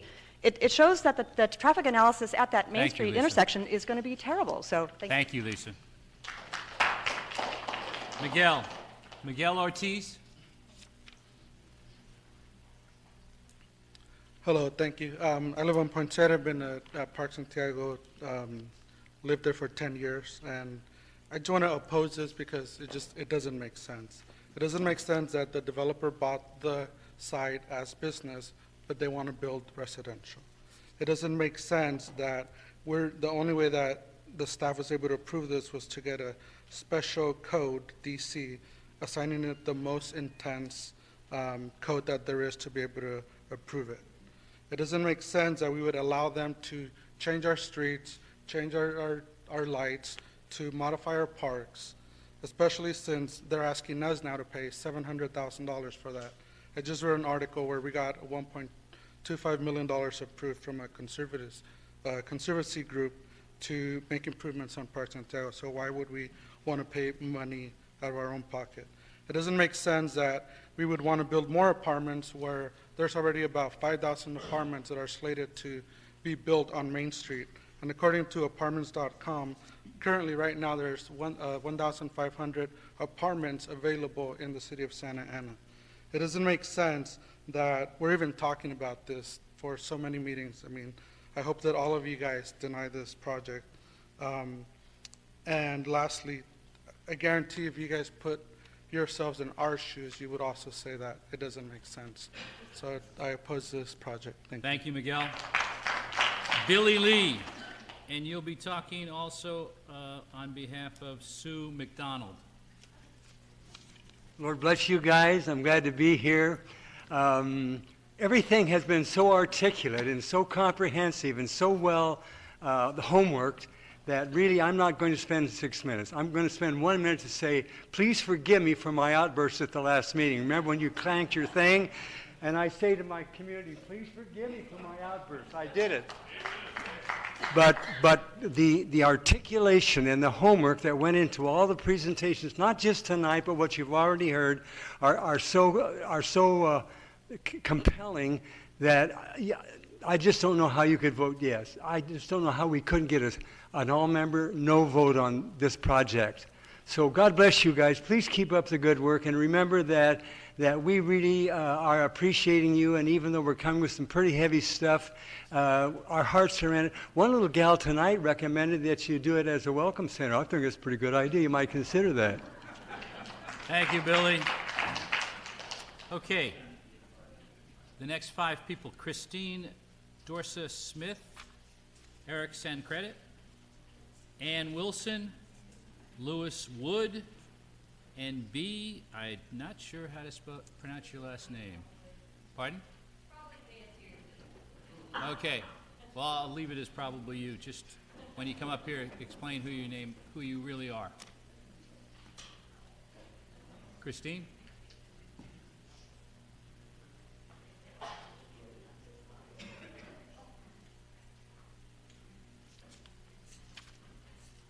Hi, thank you. Good evening. My name is Christina Dorsa Smith. I live in Morrison Park. I am opposed to this project, as I've said many times standing here and in my emails. I'm concerned about what this project would do to Park Santiago, but also other neighborhoods within Santa Ana. And if the rezoning is approved, when's the next rezoning going to happen? I don't want to set a precedence for that to happen. Unfortunately, I think this is the wrong project in the wrong place. Thank you. Thank you, Christine. Eric.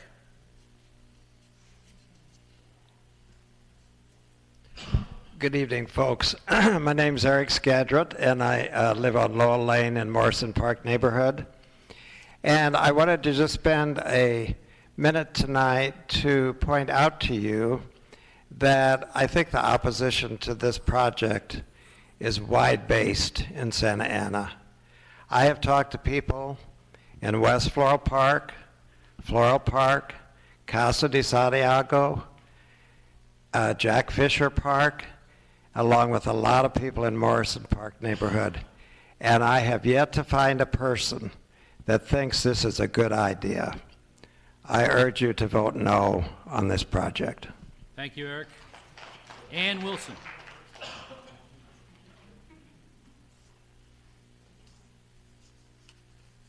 Hi, my name is Ann Wilson, and my family and I have lived in Park Santiago on Poinsettia Street for 30 years.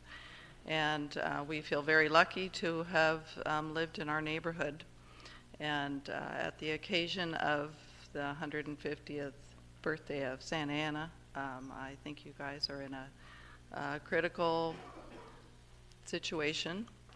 The choices that you make are going to affect the way Santa Ana continues to develop. This particular project at 2525 Main Street is going to cause problems with traffic, and it's way too dense, and it's going to negatively impact our neighborhood, which is unique. It's amazing that this many people from our neighborhood have continuously come to express their opinions, to say that this is not a worthwhile project. Obviously, there's always going to be entrepreneurs that are going to come and put up apartment buildings like this. We have so many examples of that in the near neighborhood right there. And they're already adding to the traffic. So we're just expressing our opinion that there are many other more valuable uses and safer and more admirable uses you can make for this property. So please listen to our voices. Thank you. Thank you, Ann. Lewis Wood.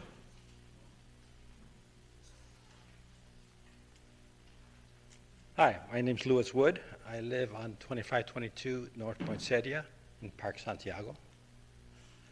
Lived there since 1992, 27 years, and been living in Santa Ana since 1978. How many years that is, I don't know. Anyway, I support this project. I've always supported it, you know that. And I'm asking, why do I support it? You know, there's a lot of problems. I hear a lot of problems about the project. I understand them. I understand what people are saying.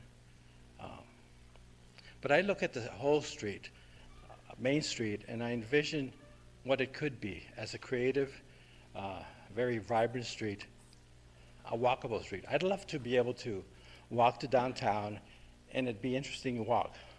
And right now it's a very boring walk, so you hardly do it, you know. I think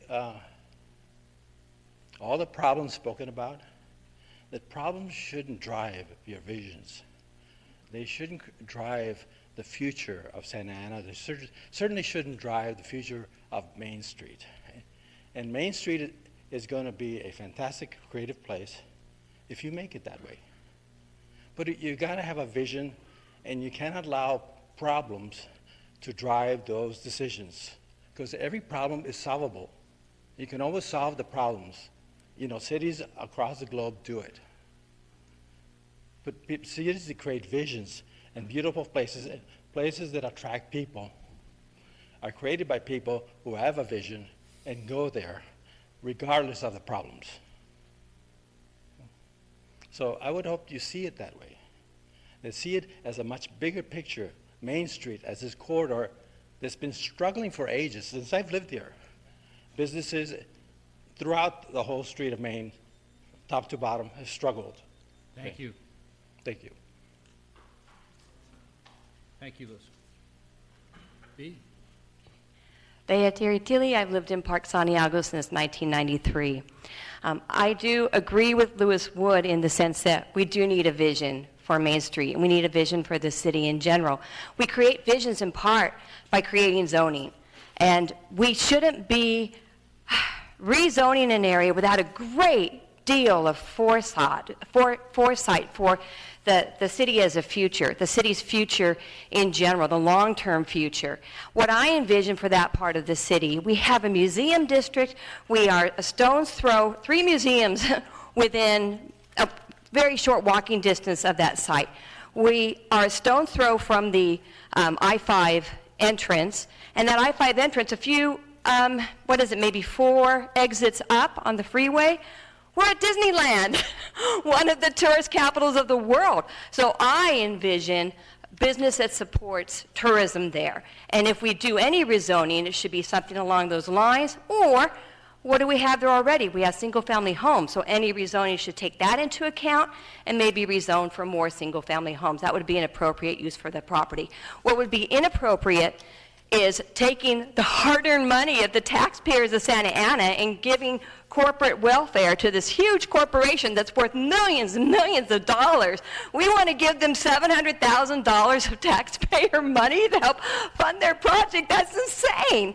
I don't get that. So let's say no to corporate welfare, and let's say yes to the future of our city. Thank you. Thank you, Bing. Okay, Patricia Coleman, Jeff Dresser, James Kendrick, Robert Platfoot, and Dave Zavala. Patricia? Hi, I'm Patricia Coleman, and I live on San Diego Street, and I've been here for over 30 years. I think people already addressed the problem with the crosswalk. I just want to highlight that because that really, really disturbs me. There's a compromise on pedestrian and driver safety at that crosswalk, particularly for the right-hand turns coming out of the Discovery Science Center, because you have reduced visibility when you have a crosswalk that's a ways 90 feet away from where you're turning from, because you're looking at traffic up and down. There's also channelized left turns. That means you've got a stripe on the road. There's not a natural curve there. You have to kind of go out, out, and out. And there's also the problem of people jaywalking. If they want to go straight to the park, they might just cut across because they have to go out and around and back. And we have a problem with pedestrian accidents in Santa Ana, and we've been struggling with that. And when we design an intersection, we need to make pedestrian safety one of the first things we look at.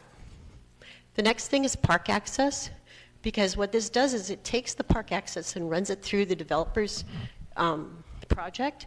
I don't know of any park in our city that has to go through another private property to get to a public park. And that's going to reduce the idea that this is a public place, and it's going to reduce people's access and feeling that it is their place. And it's also a gift. It's a gift to the developer of the value of that park. When you have when you lose your street access, you lose the value of that property. That is city property. That is a city asset. And you actually had precedent for that back in June when there was park property that was sold. And it required you to get a independent appraisal and find out what that gift was worth. So I think you need to think about what's being given to the developer in addition to the $700,000. Thank you. Bye. Jeff?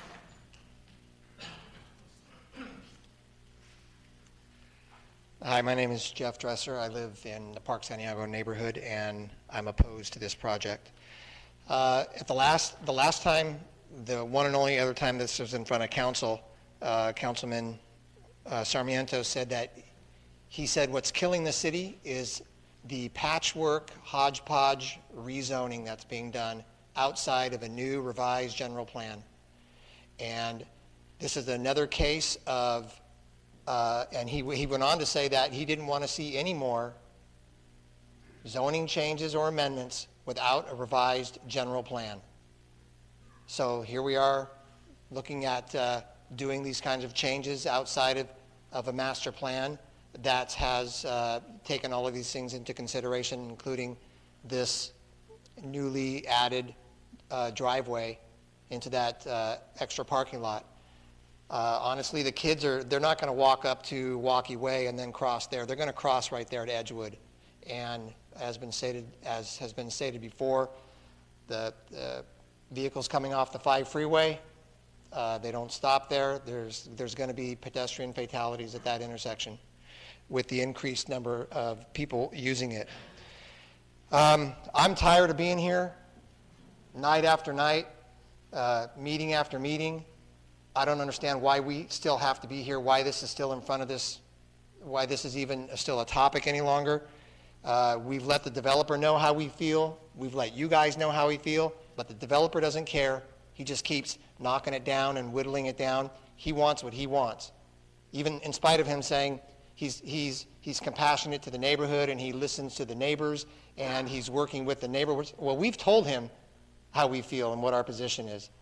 And I don't want you guys to think that just because there's fewer of us physically here tonight than have been here before, that it means that we're less motivated and less enthusiastic about opposing this project. Thank you, Jeff. Jim Kendrick. Jim Kendrick.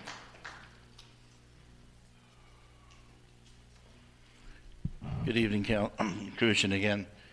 I'm in here in celebration of Santa Ana's 150th birthday and the vision William Spurgeon had 150 years ago. He wanted this city to be a city, the crossroads of Orange County, where people congregate and meet, the artery of the county where people come and go. So we're going to have traffic, we're going to have development. And people in the city have to understand that. We have our Tony neighborhoods, Floral Park, Park Santiago, Washington Square, Wilshire Square. And we are celebrating those neighborhoods. But we also have to celebrate that people want to come here and invest in our city. Maybe this is not the right development, but we should not hold developers back. And the city council and the planning commission and the planning department, we need to figure this out. This developer has spent millions. This neighborhood has spent countless hours. But what is right for both? This property has been to you so many times. A restaurant's come before this planning commission many years ago. It's time to move forward. William Spurgeon had a vision for this city. Let's move forward. Make a decision and have a vision and make this city be a city and move forward. Thank you, James. Robert Flatfoot.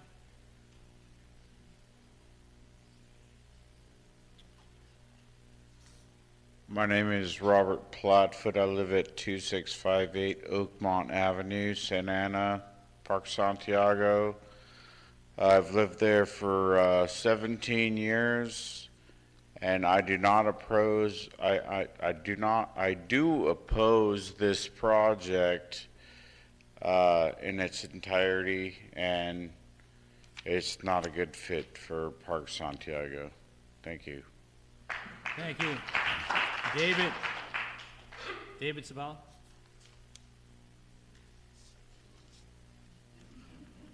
Good evening, Commissioner and fellow members. My name is Dave Zavala.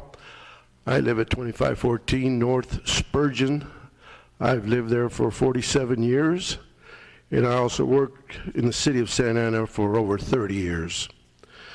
I'm opposed to two projects. First of all, the rezoning of the proposed 2525 and also the apartments that the developer wants to build there.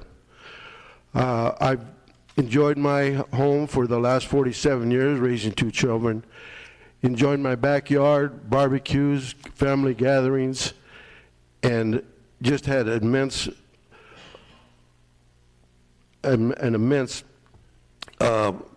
cooperation from my fellow neighbors and my community, and I'd hate to see it come out in my backyard and see this development that's going to be an eyesore for us, and for my grandkids to come out and also enjoy the same things that we enjoyed for the past 47 years. Therefore, I oppose any development and rezoning of the current project. Thank you. Thank you, David. David Slayton. Carol Slayton. Doug McLeith. Lynette Wardinsky. Esther Lopez. Good evening. Thank you for having us. This project looks beautiful, and it would be if it weren't terrifying to the neighborhood it wants to move into. The project is too dense, too monstrous, too disruptive, too congestive to the neighborhood traffic and parking. So we ask you, as member of Park Santiago, to please keep in mind the quality of life of the citizens of Santa Ana for whom you are to use your planning authority with which you were charged. And I'd like to give the rest of my time to the next speaker. Thank you, Dave. Carol? My name is Carol Slayton, and I'm a resident of Park Santiago. First, I'd like to just look back at the original question of rezoning. No rezoning. Let's look at the city website. Does this development foster neighborhood pride? No. Does it attract and retain a prosperous business community? No. Does it create an environment that stimulates the growth of arts and cultural opportunities? No. Nowhere on the City of Santa Ana website that tells of Santa Ana's purpose, vision, and goals does it say it's best to rezone to allow massive traffic along its already dense streets where 4,000 new units are proposed and approved within a half a mile. Come on, let's be real, no rezoning. These apartments do not address the needs of our community or benefit the city as a whole. The problem, and I just saw the city staff report on the website. Yes, it's available to everyone, but it's over 700 pages. And it was just posted Friday afternoon. I'm sorry, that's unacceptable, not transparent, and deceptive. And as I was skimming through that 700-page report, I saw, the traffic that everyone's talking about on Main Street. In a little blurb, I saw that, yes, there will be a backup of cars on Main and Edgewood, but they can't mitigate that. It was just glossed over. The report did say that was going to be a problem. And they also mentioned, I saw in there something about that the traffic could be mitigated by traffic circles and medians in the community. We need time to look at this. That's just crazy. And in the overall project, yes, the units will be reduced, but so are the sizes of the units and the amenities. They've taken out a lot of amenities. I'm sorry, but this is no longer a high-end project. It's just get it built and get out. And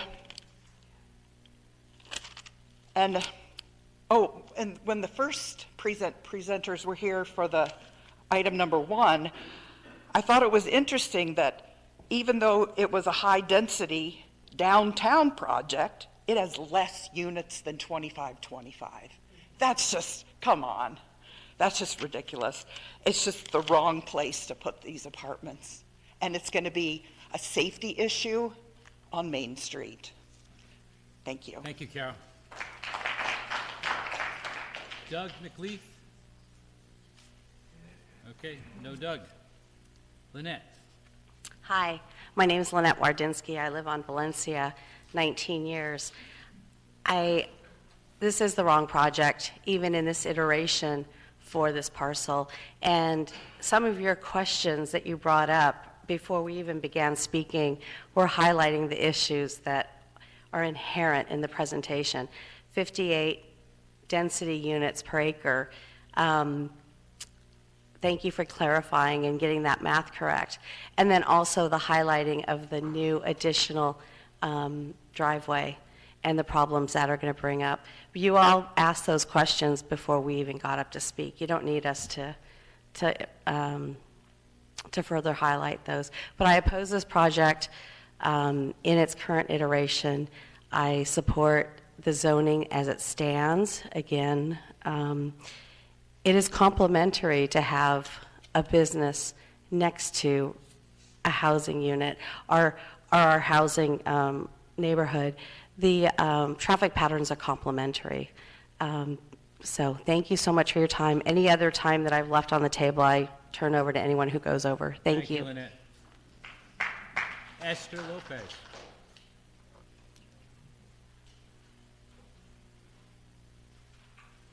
Good evening and blessings to you and your loved ones. I've lived here a long time in Santa Ana. I was born here, not 150 years, but a little more than half almost. So I love Santa Ana, and I've met many people who are named after some of the streets. Whoops, need my glasses.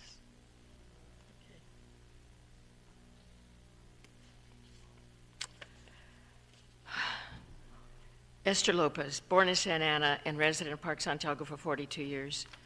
significant influences on my values from people who cared so much about our city that schools, buildings, and streets are named after them. Many people are here to speak on the value of Park Santiago and the love of our city and the neighborhood.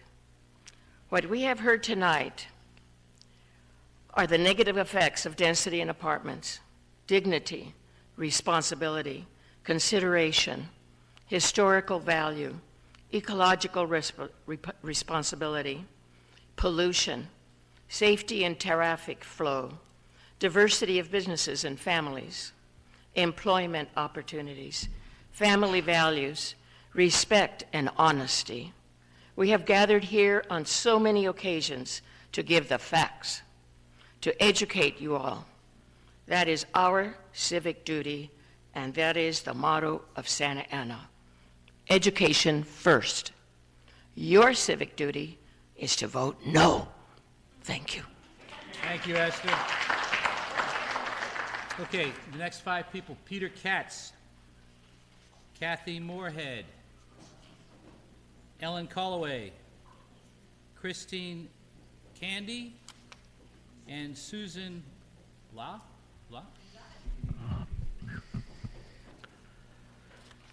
Good evening, Chairman, Commission. I'm Peter Katz. I'm president of the Comlink Board that oversees all 64 neighborhoods in this city. I also sat on the advisory board for the redevelopment of this city. Spent a year looking at this city and what's needed in this city. But let me back up a little bit and let's talk about, we have a police department that deals with homeless, and they have a program called the COLT team, Quality of Life. And it deals with substance abuse, addiction, mental and physical health, food stamps, Section 8 housing. But what about the residents and the property owners of this city? Where is their COLT team? Where does it come to density in this city? With density comes traffic gridlock, parking in neighborhoods, increased crime, increased graffiti, increased vandalism, increased noise, increased pollution. I'm facing these problems in every neighborhood in this city, whether it's in the Logan neighborhood with the crematory, whether it's in the Delhi neighborhood with the armory, whether we're dealing with this with the homeless shelter out on the Yale Loop. Where does this end? Where is the quality of life for the people that live in this city, that pay the taxes and foot the bills for this city? And we are tired. I'm tired of hearing this from every neighborhood in the city. How do we deal with the density in this city and create a quality of life that we can live in? I spent 45 minutes going from Main Place Mall to City Drive to get to the Comlink meeting, and I was late by 10 minutes because one lane of traffic was closed. Where do we draw the line in this city? You're building housing and you're building units, but who are they for? These are people coming from Irvine, Westminster, and they're coming here for cheaper housing. Thank you. Peter. Kathy Moorhead.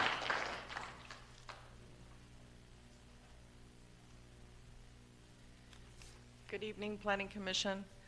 My name is Kathy Moorhead, and I live in Park Santiago. I've been a resident of Park Santiago for over 30 years. Speaking of the quality of life, one of the things I think that cannot be stressed enough is to please consider the lasting contribution a museum or any type of cultural center will have for the city, Santiago residents, and for tourism, for the use for this space versus the multifamily unit. The multifamily unit, its lasting contribution will be just the deterioration of the quality of life for the Park Santiago residents, whereas a museum or a cultural center, we already have a strong base, stronger than any other city in the county, for a museum district and a museum corridor. We cannot waste this opportunity that we have. We can't give it away just because somebody else had a vision that was going to enhance their bottom line. It does not enhance the city of Santa Ana's bottom line. Thank you. Thank you, Kathy. Ellen Colloway. Good evening. I'm Ellen Caldwell. I'm from Floral Park, your neighbor, and I wrote you a letter by email this afternoon. Let me present a hard copy to you so that you can review it if you didn't receive it. I'd just like to summarize and highlight some of those points. Thanks for your consideration. I'm opposed to this development. I'd like to request that you reject all 4 of the proposals. People of Santa Ana don't need to settle for this misplaced, high-density, outsized housing project. I would love to see this part of Main Street developed as part of the exciting and inviting entry of our city that's already underway as a premier business development. I'd also like to ask you to look into, to investigate the use of non-disclosure mitigation agreements. There's just a widespread belief that the city is aware of and has endorsed the developer's use of coercive non-disclosure agreements to ensure the support and silence of surrounding stakeholders, including individual neighboring property owners. Can we shed some sunlight and get some fresh air on this? Give the opportunity to the developer to let us know if such agreements are being used and how they're necessary and helpful in a process that our city and our elected officials have touted as open and transparent. And finally, even if you don't reject these proposals tonight, would you please return this plan to the planning department until the proposal is complete and accurate? In my letter, I cited 3 areas that caused me concern. One was the failure to preserve historically significant trees. I can't think of any trees in our city that are more worthy of preservation than the iconic row of majestic palm trees at the entryway of Edgewood. But the Environmental Transportation and Advisory Commission has not yet reviewed the removal of these trees by a developer, Ellen. which is mandated by statute. Thanks for your consideration. Thank Reject, investigate, return. Thank you, Ellen. Christine.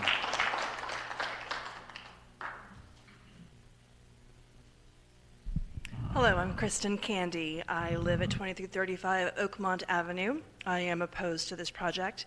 My husband and I are fairly newbies to the neighborhood. We've only lived in our house for about 7 years, but we've been residents of Santa Ana for almost 20. We lived in the Aspen Apartments on Fairhaven and Grand for almost 10 years.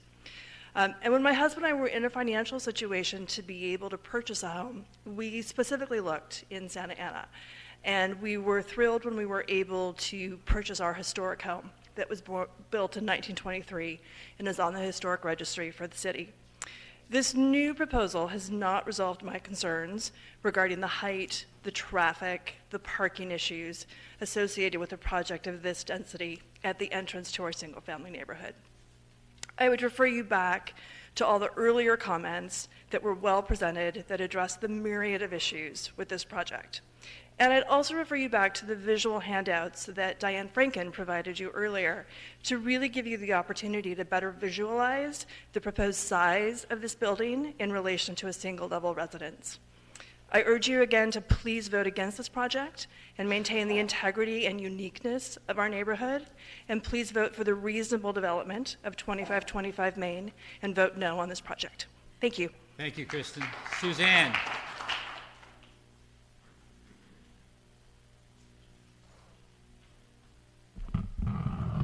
Good evening. My name is Suzanne Blau, and I've been a resident of Park Santiago for almost 19 years, and I strenuously object to this proposal. Thank you. Thank you, Suzanne. Okay, we have Dale Halvick. And Dale, you are going to be speaking Judy Smitek, Stephen Smitek, and Jerry. I don't pronounce the last name, but Hutchins. Hutchins, sorry. Okay, you have 8 minutes, and then if you would Hannah please come up? Hannah Hindwood? Okay, good evening, Chairman and Commissioners. A long time ago, about 2 hours, 3 hours ago, someone made the comment that says the general plan is the long-range vision of the city, and it should be honored as such.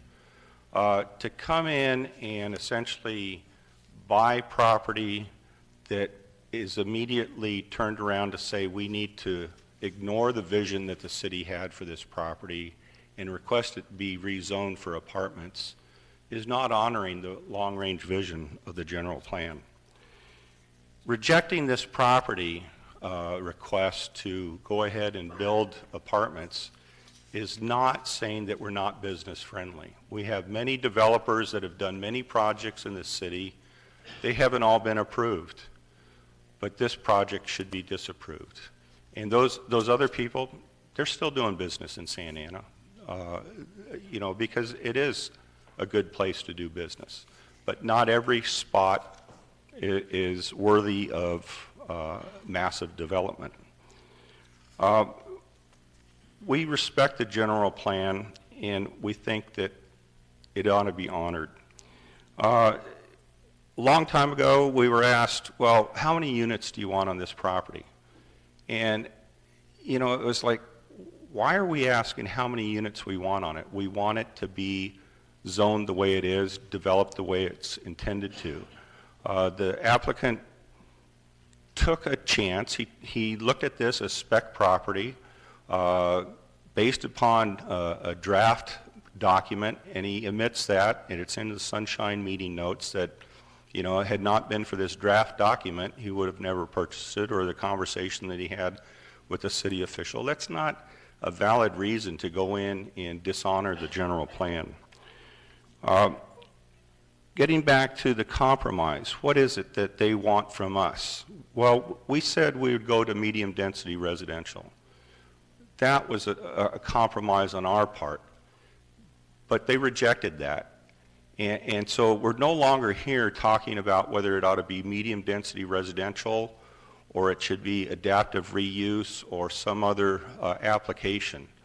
That ship has sailed. They have decided they want to ride the boat for high-density residential and nothing else. So we're not voting on the medium-density residential, or you guys aren't voting on it, and you're not voting on the adaptive reuse. You're voting on their project, which is high-density residential, which, as someone else said, is extremely high, 55% higher than the highest density project in Santa Ana that's next to single-family homes for a specific development project.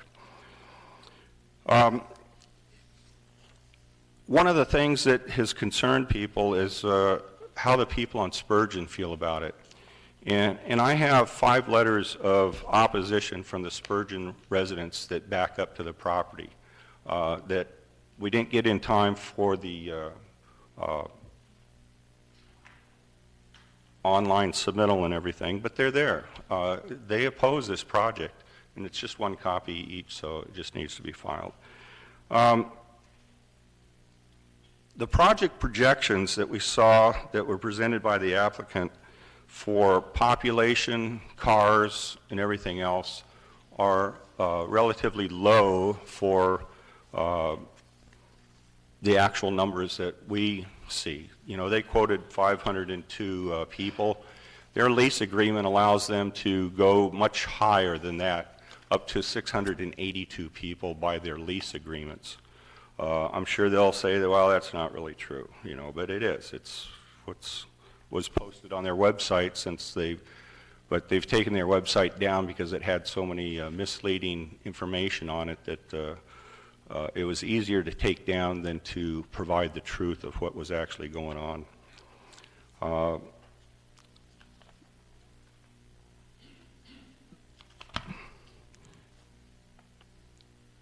The development agreement, along with a lot of other things that I've read, there's a lot of loopholes in the documents that have been presented to you. There's a lot of inconsistencies in it.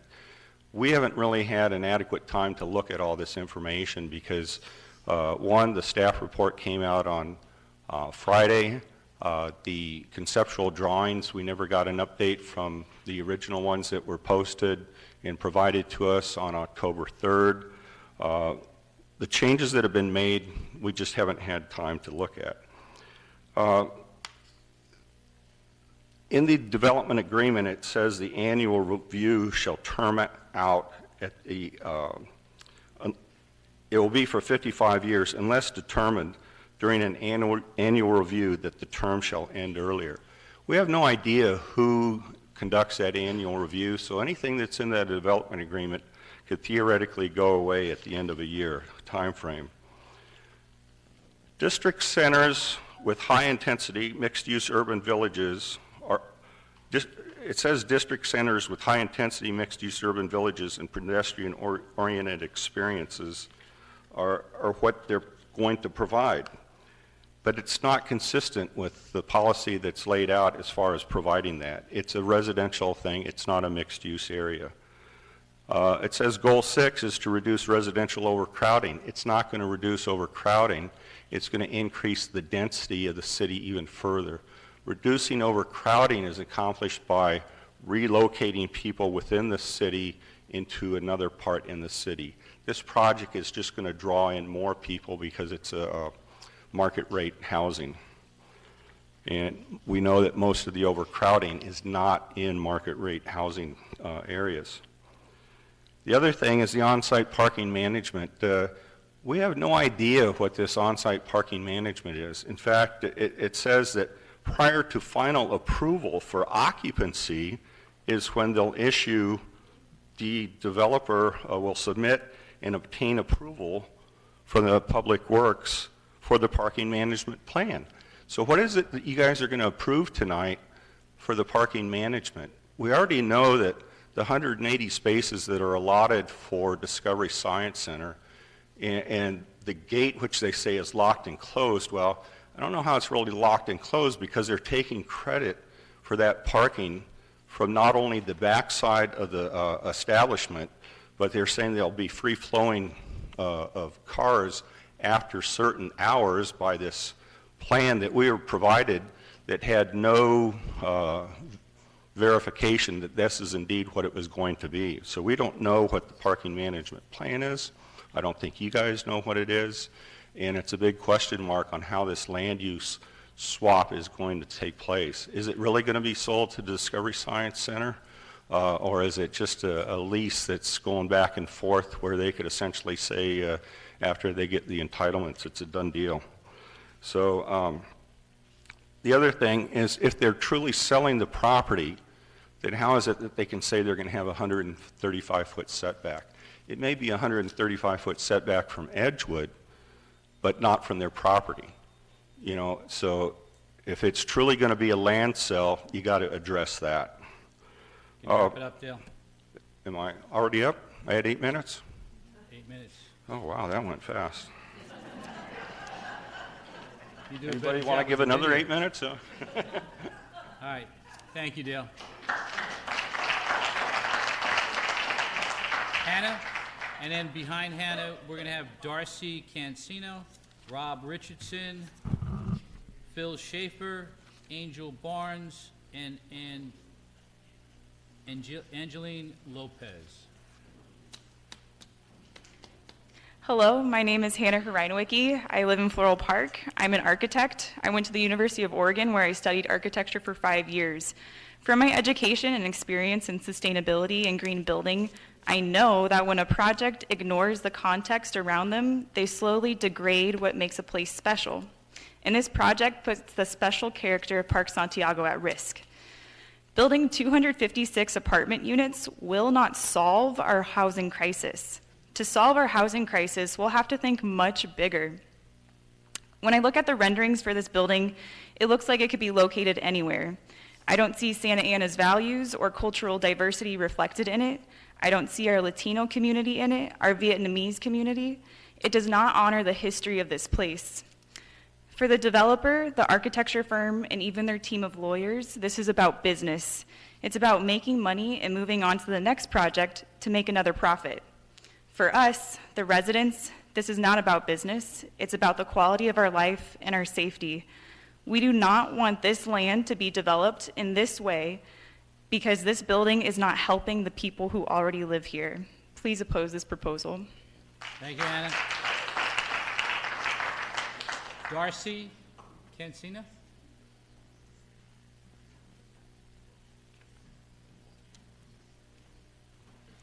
Hi, good evening, Commissioners. I've been here, I think, 3 or 4 times now, and I really wasn't planning to speak tonight. I was going to yield my time to Dale, but maybe he didn't need it.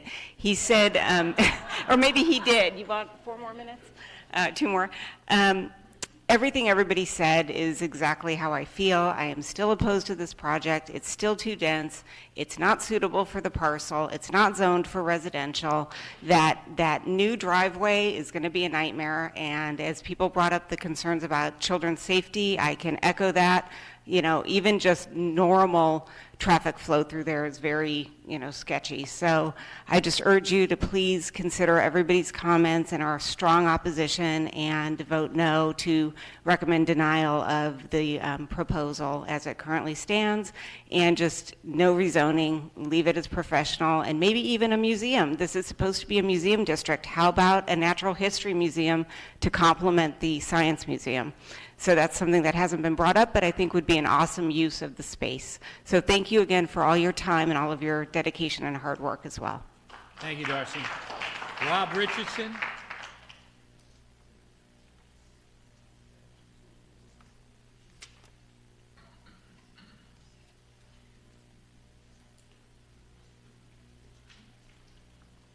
Thank you, Mr. Chairman. I also have a speaker slip from Kitty Kanata, who yielded her time to me.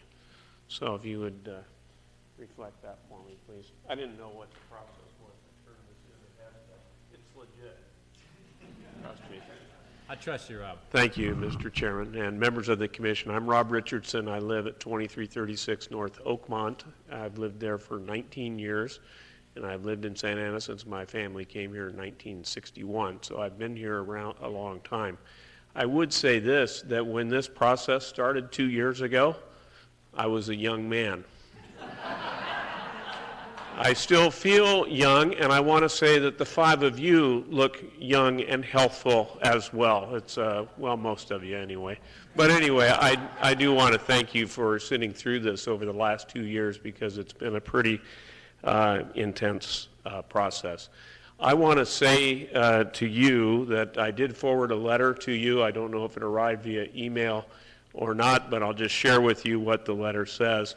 I gave 4 reasons why this project should be opposed by the Planning Commission tonight, and that is that it still remains far denser than any SD zone single multifamily project next to a single family neighborhood that's been approved by the city of Santa Ana since 2001. And we hear tonight that it's 58 units to the acre, so it still remains a dense project, and people continue to call in with feedback as I speak.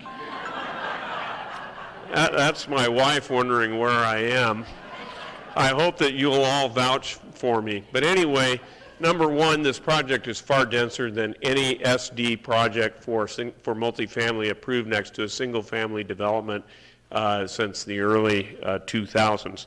Number one, the elements of the Discovery Cube and the parking for the Discovery Cube are really elusive to find in the 747 pages of documentation that were provided to us on Friday.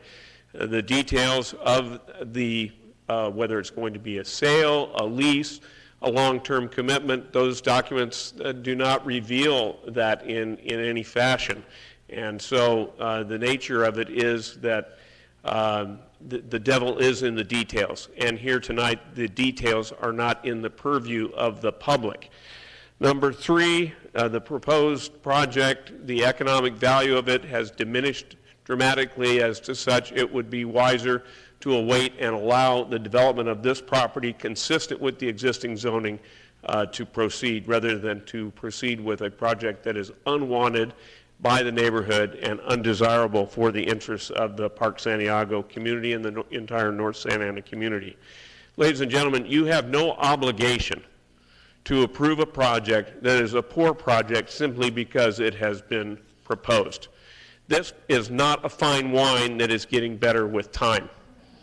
After 2 years, we're saying the same things that were said 2 years ago.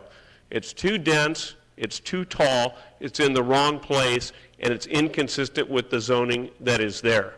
At the end of the day, if this project gets approved and this project gets built, the residents who live in this neighborhood are the ones that are going to have to live with the long-term results. The developers will happily move on to their next high-density cookie-cutter project somewhere else, perhaps somewhere else in Santa Ana. And I know that you guys get out and look around at things, but go down and look at that Heritage project that's under construction now, 1,221 units of high-density housing, and tell me if that's really the vision that you have for this city. Because that's the vision that these developers have for our end of Santa Ana. And while it's reduced in scope and scale, it is still too dense, it is still too tall, it is still the wrong project proposed at the wrong location. I urge you strongly to, again, affirm the decisions that you've made in the past and turn down this project. And let's start fresh with something that can be acceptable to everybody in the community. Thank you, Ray. Thanks for your patience. Phil Schaefer. Phil.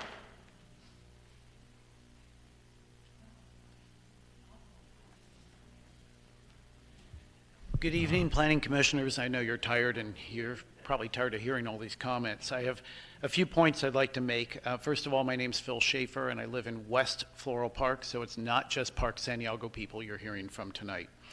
First of all, I think this is the wrong project for this site. What is the highest and best use for this land? It's the entry to the city, it's the museum district. Let's look beyond this proposal and see what else we could do that would maybe be better for our city. The Historic Resource Commission passed a resolution over a year ago opposing this project. I'm vice chair of that. I don't believe that ever made it to your desk, but I want you to be aware of that. Number three, it's not needed. We have way too many apartments within walking distance of this. All these luxury apartments that are being built, has anyone done a study to say how many is enough? Do we need 5,000 luxury apartments within walking distance of Main Place Mall? And what is needed is for sale properties in Santa Ana. The millennials, the younger generation, they want to buy homes. Overwhelmingly, 87% of them want to be homeowners. They've got to start somewhere. They can't buy a $750,000 house in Park Santiago. They've got to start somewhere. My first house was a 2-bedroom condo with 1 bathroom and a stackable washer, dryer, and a carport. You need to start somewhere, and we need to provide that. It will lower the property values of the adjacent neighborhood and the adjacent homes. There's not one example. I've spent the last 30 days looking. I could not find one example in Orange County of an apartment building increasing the property values of adjacent single-family homes. So they will go down for the homeowners who took the $35,000 offered by the developer. I'm sorry, but that's not going to be enough. Your downfall is going to be probably 15 to 20% value loss for those properties. And finally, I'd like to speak in favor of the trees. There are trees on the south and north side of this property that the developer is going to raise, and those should be relocated along Edgewood Road to maintain that beautiful and historic tree-lined street. Thank you. Thank you, Phil. Angel Barnes.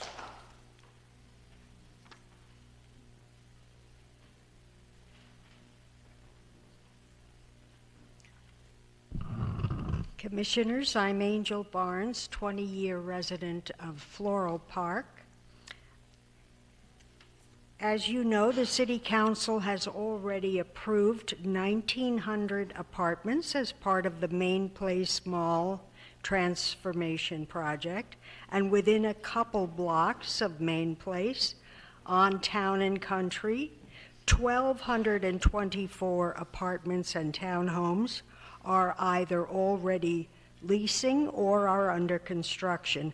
Those two projects comprise over 3,000 new apartments with their 5,000 or 6,000 cars belonging to their occupants. So clearly no evidence has been shown of any overriding need for this developer's 256 more luxury apartments with its 500 cars. Conversely, just refurbishment of that office building could mean a couple hundred new jobs, which Santa Anans need more than luxury apartments. Be aware that Park Santiago is comprised of 230 homes that are over 75 years old, some of which are on the historical registry, and over 1,100 lovingly cared for homes that are over 50 years old. At the hearing in these chambers tonight and on August 12th, 3 real estate experts, Phil Schaefer being one, spoke to the enormous decline that a big apartment complex with its hundreds of cars will, not may, have on the property value of Park Santiago's homes. And they gave us examples. Thanks a lot, Angela. Can you wrap it up? Yes, of the negative impact in other Santa Ana neighborhoods by apartment complexes smaller than this one. If this developer chose to overpay for a property that he well knew was not zoned for his project, he did so at his own peril, and it's not this commission's responsibility to make him whole. Thank you. Thank you, Angel. Angeline Lopez, you are the final speaker. Thank you, Commissioner and Chairman, Vice Chair, and members. My name is Angelina Lopez, and I own a home on Valencia in Park Santiago, and I've been in Santa Ana for about 27 years. I care about the city. A lot of the people that are opposed to this project, I am one of them. We care about the city and the well-being of our residents. And that's the big question here is, are we making decisions in the best interests of the residents of the city of Santa Ana, or are we looking at other opportunities to bring income? That is not the right way to kind of resolve this. There's probably other ways to do it. I also want to echo that the young architect's vision of what is going on here is also a really great opportunity for you to look at how things are developing in our city. We have a very strong responsibility to build our city and continue another 150 years in the manner in which it was, founded upon so long ago. That's it. Thank you. Please oppose this project. Thank you. Okay. At this time, does the applicant want to speak on any of the items that have been discussed this evening?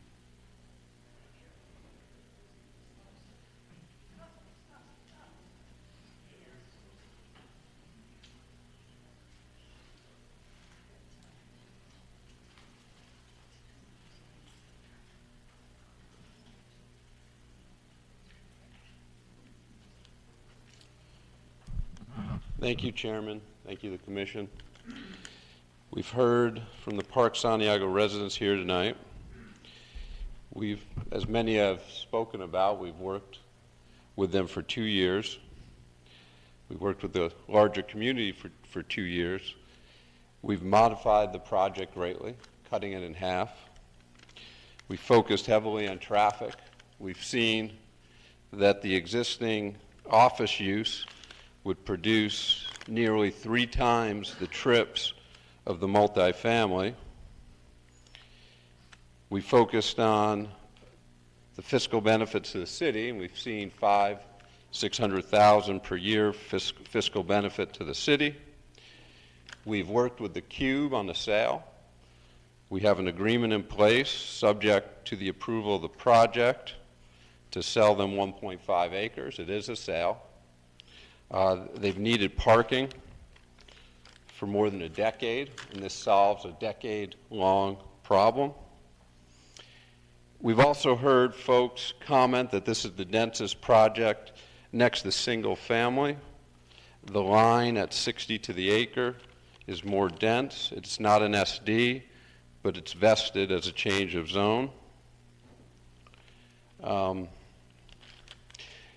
I think everybody's kind of tired of this project, and we'd like to ask the commission to move it forward tonight, and we all can get on with whatever we need to get on with. And if any of you have any questions, I'm here for any questions.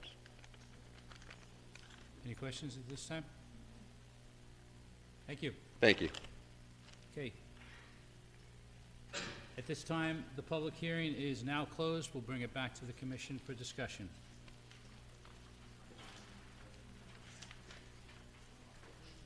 Commissioners have any final questions of staff on this item?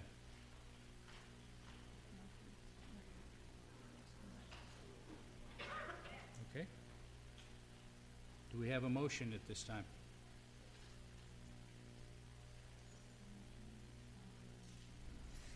Do we start with comments? You can make a comment, yeah. So looking at the project, I do see substantial changes made by staff and the applicant. I feel like City Council should take a look at those changes and give them the opportunity to represent the communities they were elected for and vote on this project. So with that in mind, I do want to make a motion to move it to City Council. Okay. Do you have a comment? Yeah. So I feel like when I was a little girl, like, we had that toy that had the different shapes, and we tried to put the shapes in it, but they wouldn't fit sometimes. And I feel like we're trying to force something in one of the shapes that just doesn't fit. Unfortunately, this project is not in accordance with the general plan. It's not zoned for this type of project. The new parking that is being placed there, perhaps there is a need, but I didn't hear anybody from the Cube here tonight in support of it. It just doesn't seem safe from what I see, and I'm not a traffic expert by no means, but I am a parent and a resident, and it just doesn't make sense to me. And I was a little concerned, someone included in their packet a copy of a non-disclosure agreement. And that was, you know, perhaps I don't know if that's customary from developers or not, but that's a little disturbing for $35,000. Now, I don't know if that's changed since then, and there's another letter, but that one was included, and that's bothersome.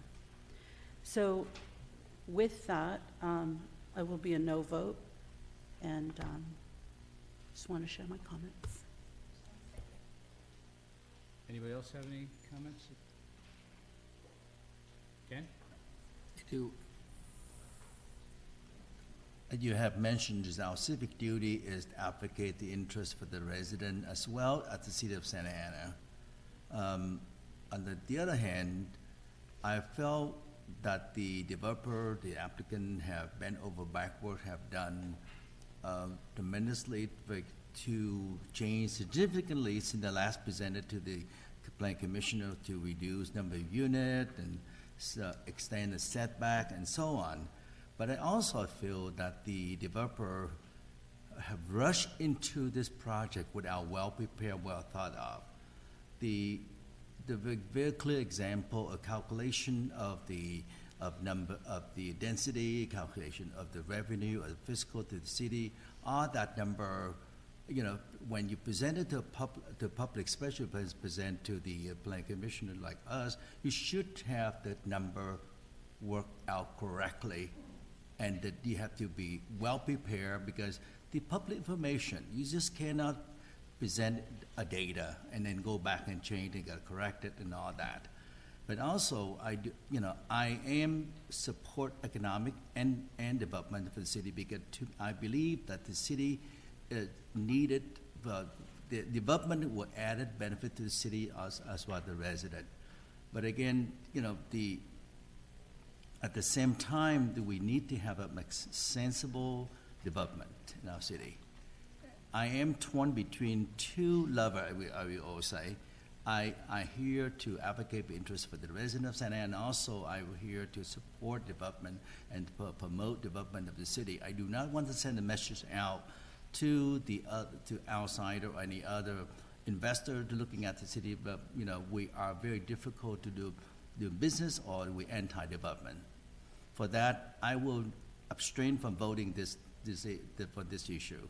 I'm not going to vote for this issue because I cannot make a decision on it, either support the resident or support the developer. Thank you, Ken. Felix? Yep. So If I may first.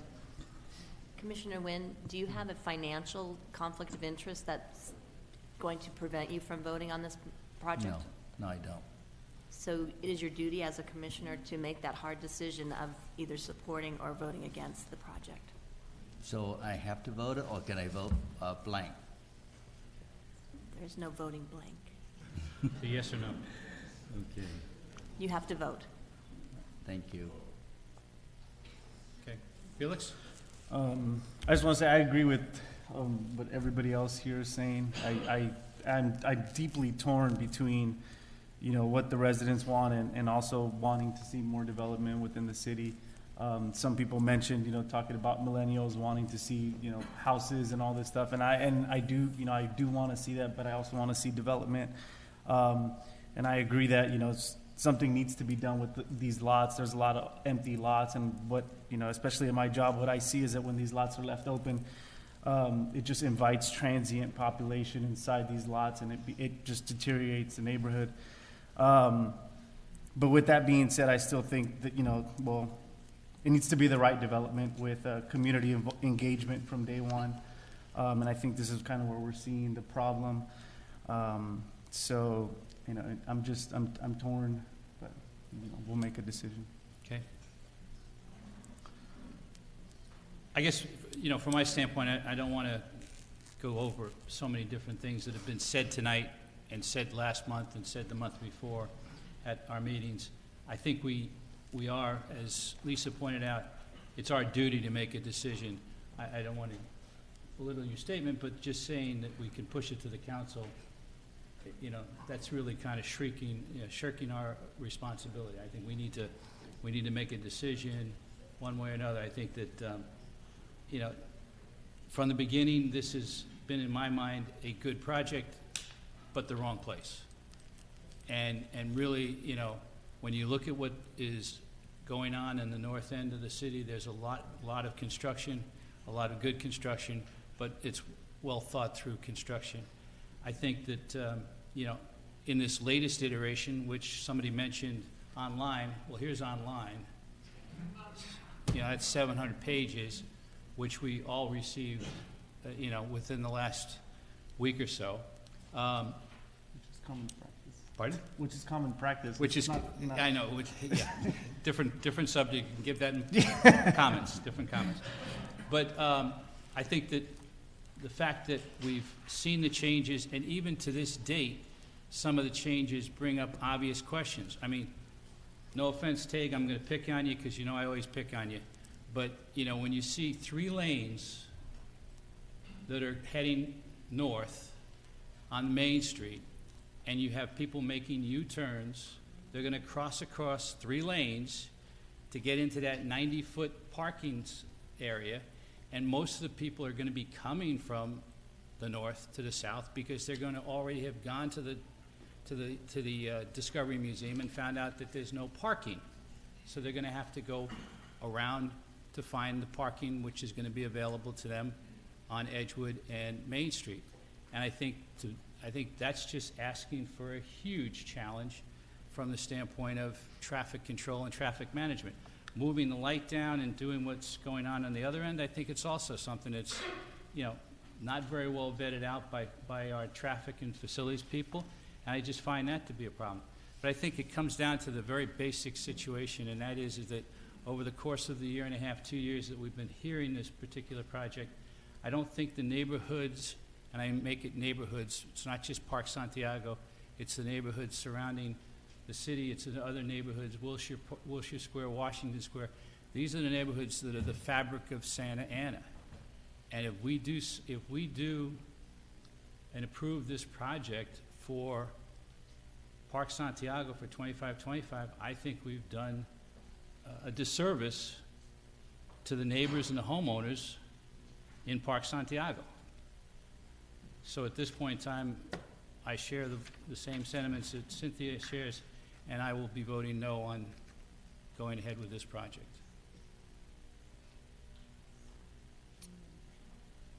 Need a motion? Well, we have a motion, sorry. We have a motion right now. Does anybody want to second the motion? Well, her motion is to approve. Well, your motion is to approve. Yeah, it's going to go to council, so I mean. We have to vote yes or no. Yeah. So you need to basically identify what you are going to vote on, or what you're making a motion on.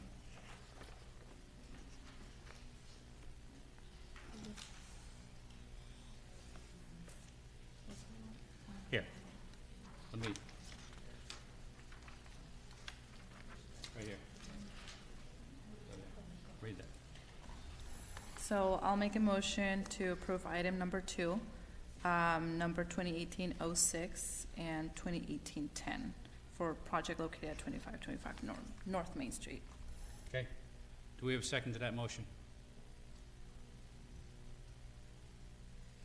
We have no second. I'm second that motion. Okay. All right, you second the motion. Any further comments? Okay. We'll do roll call. Madam Secretary? No. Cynthia Contreras-Leal? No. Chair Mark Johnson? No. Angie Kano? Yes. Ken Wen? Yes. Okay, we have a 3-2 vote in favor of not approving. We basically have not approved the final environmental impact report number 2018-01, development agreement number 208-01, general plan amendment number 2018-06, and the amendment application of number 2018-10 for the project located at 2525 North Main Street. So it has not been approved. It's a 3-2 vote. Thank you for your time. Thank you for everybody coming out.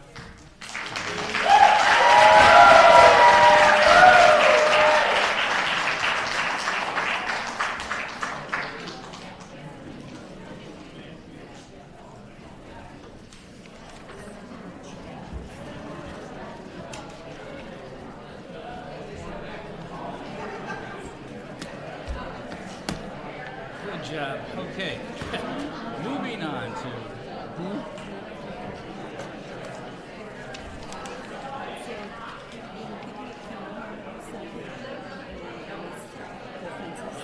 Okay, what I'd like to do is.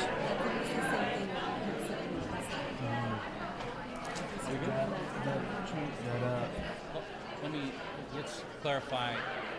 I'm good with that.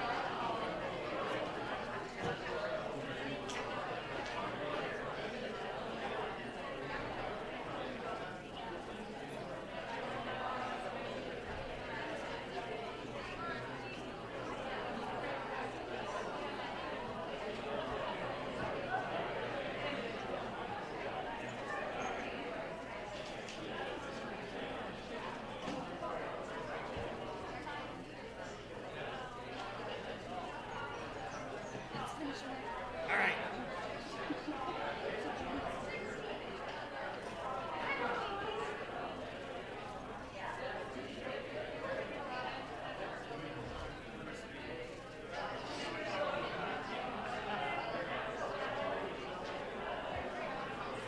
Okay, if you could please move to the lobby in the back, continue your discussions. We appreciate it. Thank you.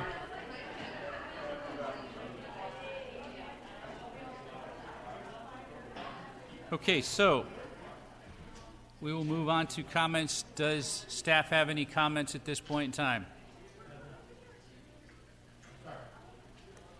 Are you speaking for Selena too?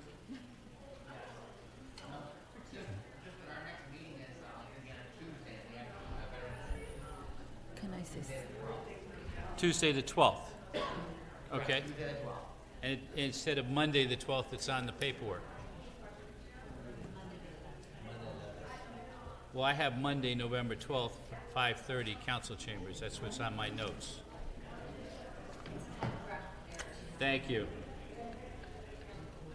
Seems like I found a few of those today. And I'm guaranteed it'll be a much easier agenda. Sure, yeah, no guarantees from you, Vince. Okay, no comments from staff at all at this point in time? Then we'll have commission's comments. Ken? No comment. Angie? Just in regard to moving the date, are we still discussing that, move the date to another time for planning commission meetings? Oh, no, there's no Tuesday meeting. Okay. There's no Tuesday meeting. That was in case we didn't finish tonight, then we would go to a Tuesday meeting. No, but I think Angie meant is we was discussing about possibility move our regular meeting from Monday to Tuesday. Oh, I'm sorry. Yeah, got it. That's good to know too. Yeah. Okay. So I think we've had the discussion, or we're having the discussion. If we're not, this is your proposal, Min, on moving the planning commission meetings to Tuesday nights. What we would have to do is basically modify the bylaw, and we can look at making that, if that's the goal of the entire commission, we can make that as a practice and modify the bylaw for the upcoming new year. Anybody have any comment on that No, one? I think it makes sense. Reason why, because we have a lot of major holiday fall on Monday. Correct. By doing that, we're going to miss a lot of planning commission meeting and so on. And if moving to Tuesday, we have more meetings. We have get more things done faster. Not to mention Monday Night Football. No. Not that I watch it. Don't worry about it. Well, personally, for me, Mondays are great. That's why I was able to make the commitment to be on the planning commission, because Tuesdays don't work for our family. Just being honest. Okay. In some ways, we seem to still take care of business if there's a holiday. Okay. Felix, any comment? Any comment about Angie's? Yeah. I didn't really, I don't mind too much whether it's Tuesday or Monday. I just think the only reason for me Tuesday was I think it makes sense. We get an extra day of being able to look over some of this 700 pages and all that stuff. I was at that forum training, and I heard some other cities talking about getting these things a month in advance or over a week in advance, and I was just like, I was mind blown that we got it on such a short notice. I think an extra day would help, but if that's an issue, then Monday, whatever it is. Well, could we go the other way to further out to get the information then, so that we're better prepared for Monday? I think, let me just interject and say, you got two. Now we're changing. I'm trying to, I know, Felix, you got this one thing you want to talk about. It's okay. But I think, let's just stay on the topic of Monday versus Tuesday with regards to the planning commission meeting. So, you're okay either way. You have issues with Tuesday. You're okay either And then way. I would like to see what those meeting dates will look like, so I can plan accordingly if we do decide to move in. Okay, I agree. And Ken, we got your input. From my standpoint, Monday is, either way is fine with me. I can work with that. So, having said that, I guess that's your preliminary. Preliminary sounds like it's staying Monday. I don't have a majority either way. Well, So, you know who runs the house over there. So, all right. as we mentioned, we just want to make it convenient for the commission. We also want to, Tuesdays sometimes avoid the double meeting of the city council as well. Right. It does allow for an additional day. I know that's, sometimes it does help in terms of asking questions. Right. But as of right now, I don't hear one direction or another, so. Okay. But we don't meet on Tuesday, the same Tuesday, the city council meeting, though. We No. meet a No, it week would be on the before that. opposite Yeah. Tuesdays, yes. Yeah. Okay. Any other comments? Last Angela? comment, I would like to see more housing projects. I think I've been here for 9 months, and most of the projects that have come through are apartments. And so maybe just a motivation to get other kinds of projects this year. What's the other thing I had? Oh, and then downtown Santa Ana, I do see that there's a lot of history there, so maybe we just have to be more careful about involving the Historic Commission in those projects for future changes. And that's all for me. Okay. Cynthia? Just thank you for giving us Monday off, because that is the day after my birthday, so I'll need some rest. Thank you. You're doing a lot of partying lately. Birthday, quinceañera, I mean, come on. Felix, Felix. I said it already. Just it was just interesting to see some of the stuff with that forum, and it was just, I guess, educational to be there and kind of listen to a lot of what other cities are doing and what they have to say. So. Good. Well, thanks for staff for being able to make that available to the commission. I think that's a good situation, and obviously you learn from other people's activities what's going on in other cities, and that's a big helpful thing too. I really don't have any other comments other than thanks for the help tonight in getting us through where we got through to, and we'll move on. We'll see everybody on the Tuesday, the 12th of November. Yes, sir. All right, thank you. Meet adjourned.